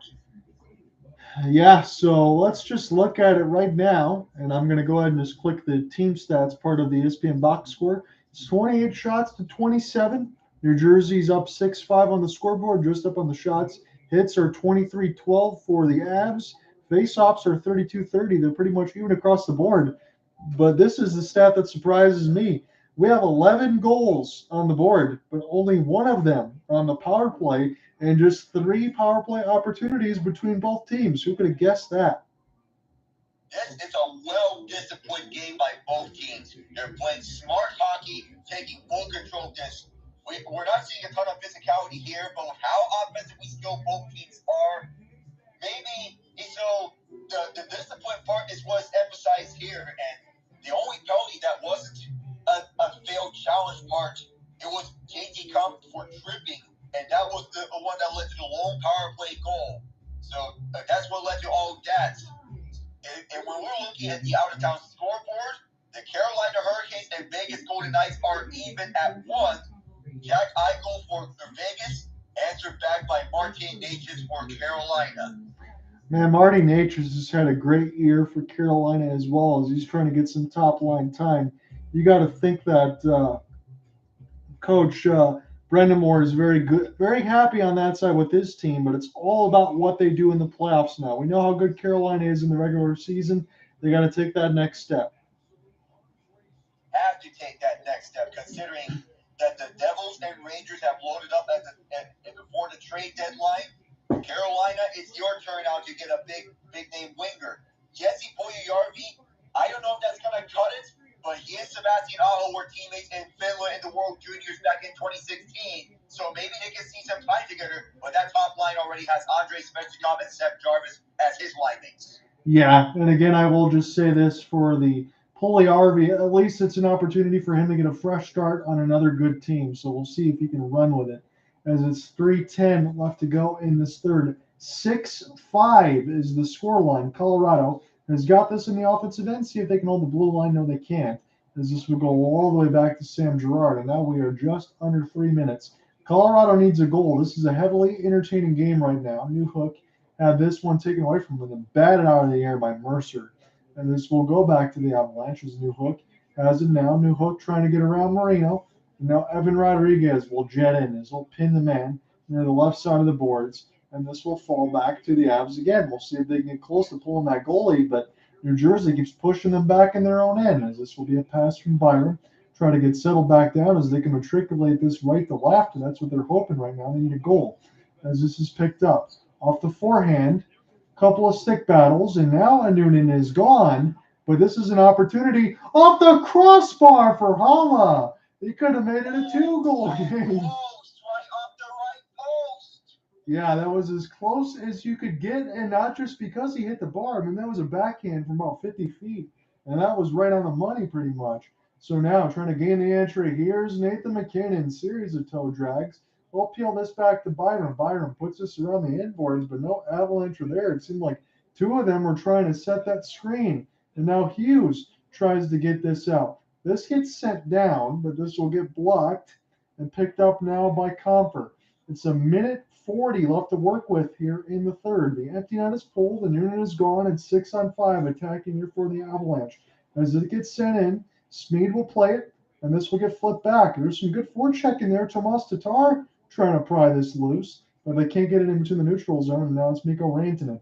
We'll see how much time they get on these shifts here, Alec, in between MacKinnon and Rantanen, as this is an opportunity. Off the flip, gone. Chance to put it in the empty net, and the Devils do. It is another goal, and they are going to win this one 7-5. There you go. Nico Hischier wrapping this one up on the bank feed. Colorado trying to answer right back. The Devils were basically saying, you're not going to come at us that easily. This was very good defense from the Devils in trying to deny Colorado of the equalizer to possibly send this to overtime. Tomas Tatar with the long feed to Nico Hischier was all night. That was great defense, as you said there, Alec. Between Tatar, some of that defense there, Hughes, Hischier trying to set that up. And again, I don't know where Colorado initially got this timeout from, but that's what I see on my screen, unless they got an extra one somehow that we're not aware of. I just don't know where this is coming from. So, minute 14 left to go on this third. It should be all over, but the crying here right now is the captain, Nico Hischier, gets an empty netter. It's 7-5. Shots are pretty much dead even, 29-28. But the Devils have a 2-goal lead. And if you told me, Alec, that there would be 13 goals or thereabout, let me see if I get my math correctly, 9, 11, 12 goals in between these two teams, I would have told you that you're lying. I mean, this is the playoff caliber matchup that's lived up to the hype. Colorado trying to tie this up. They got a 3-goal comeback previously. That was against Edmonton.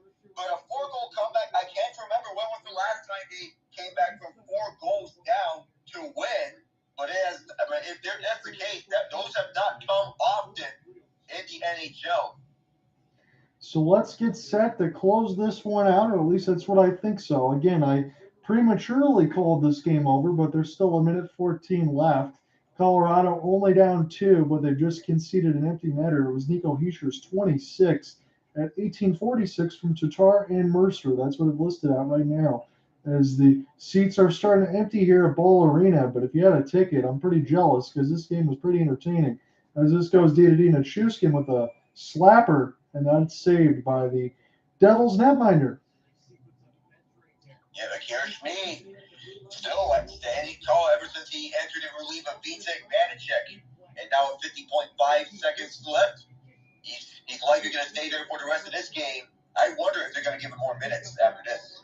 Yeah, I wonder. I mean, in the next game, as you said, is he going to get a start? I'm not saying everybody has a bad night. I get that. But between both of these teams, you'd have been hard-pressed to stop some of these goals. But I think Schmid, he deserves another look here pretty quickly. off the deflection. And that's saved. Looking behind him is Schmid. He's got it with 40 seconds left. With Timo Meyer set to debut on Friday against Vegas, I'd be curious to know if Schmid will get the start on Friday against the Vegas Golden Knights in Meyer's first game as a Devil. So this is going to intrigue me on how it's going to go.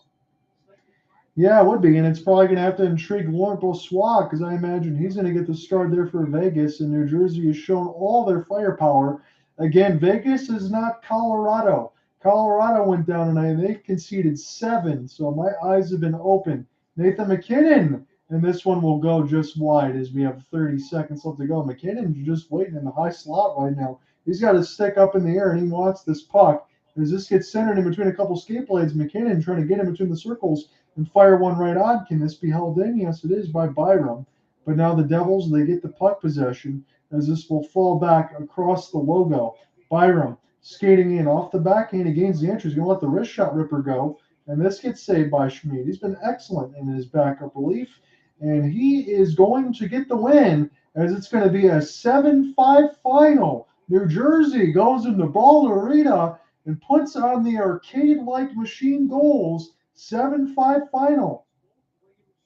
Are we sure that we're not seeing a game of NHL 23 that's a high-scoring match? Because this felt like one of those games.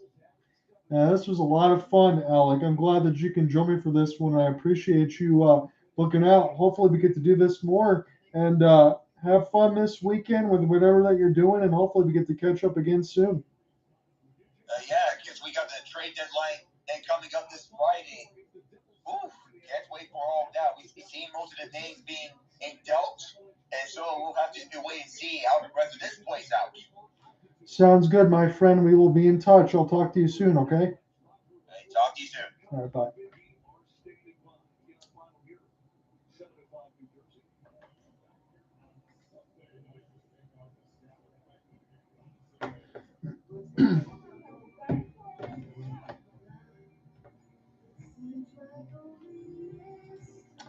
Well, I hope you guys enjoyed that. Julius Cook says, I'm a little miffed to hear, but your stream is better than most. I like how you sound when you do real announcing. I appreciate that, Julius, and I apologize for Trenton Henry. I tried to make this analogy on the side. Well, it's not really an analogy, it's just a statement. If I show you anything that you see on the TV screen, we can't do any of the announcing as far as all that stuff because I would be gone. You're not allowed to show anything as far as the game. So I just give you the radio play-by-play. I try to bring in guest hosts as much as possible. Alec now is fantastic. Again, I'll be working with Cooper Hopkins tomorrow, which is my normal play-by-play. And color side of it is we will switch on and off between both of that side. So I don't get to work with Alec often, and he's a hockey dictionary. So tomorrow it's going to be the Toronto Maple Leafs and the Calgary Flames. And Cooper Hopkins and I will work with that side. So it should be a lot of fun tomorrow. Again, this is a 7-5 game. This is only the second time I got to cover New Jersey this year. And it's opened my eyes a little bit because I understand in the recent stretch for Colorado, somewhere thereabouts of a 17-2-2. Damn. I mean, this was a big eye-opener as far as what New Jersey can be. So something right from the radio. Look forward to listening again. Yeah, I get a chance to do that a little bit tomorrow. I'm going to be doing 6 out of 7 days this week because all of next week I'm gone as far as I have a dentist appointment on Friday, haircut Thursday, and then on site for the Waterford Sharks because I'm broadcasting here from Michigan, Detroit, Michigan. So Waterford Sharks, that'll be Saturday and Sunday on assignment. So that'll be local stuff for me. Don't get paid for that. It'll be fun to do anyway. So I won't be able to do a lot of streaming. But the next Avalanche game, Julius, I think should be Sunday. I want to do the Kraken and the Avalanche. So if you're available for that one, that starts about 9:15 Eastern. I know it's different time zones. I'll be doing that one on Sunday, but I'll be back tomorrow for the Flames and the Maple Leafs. So I will talk to you guys then. Peace.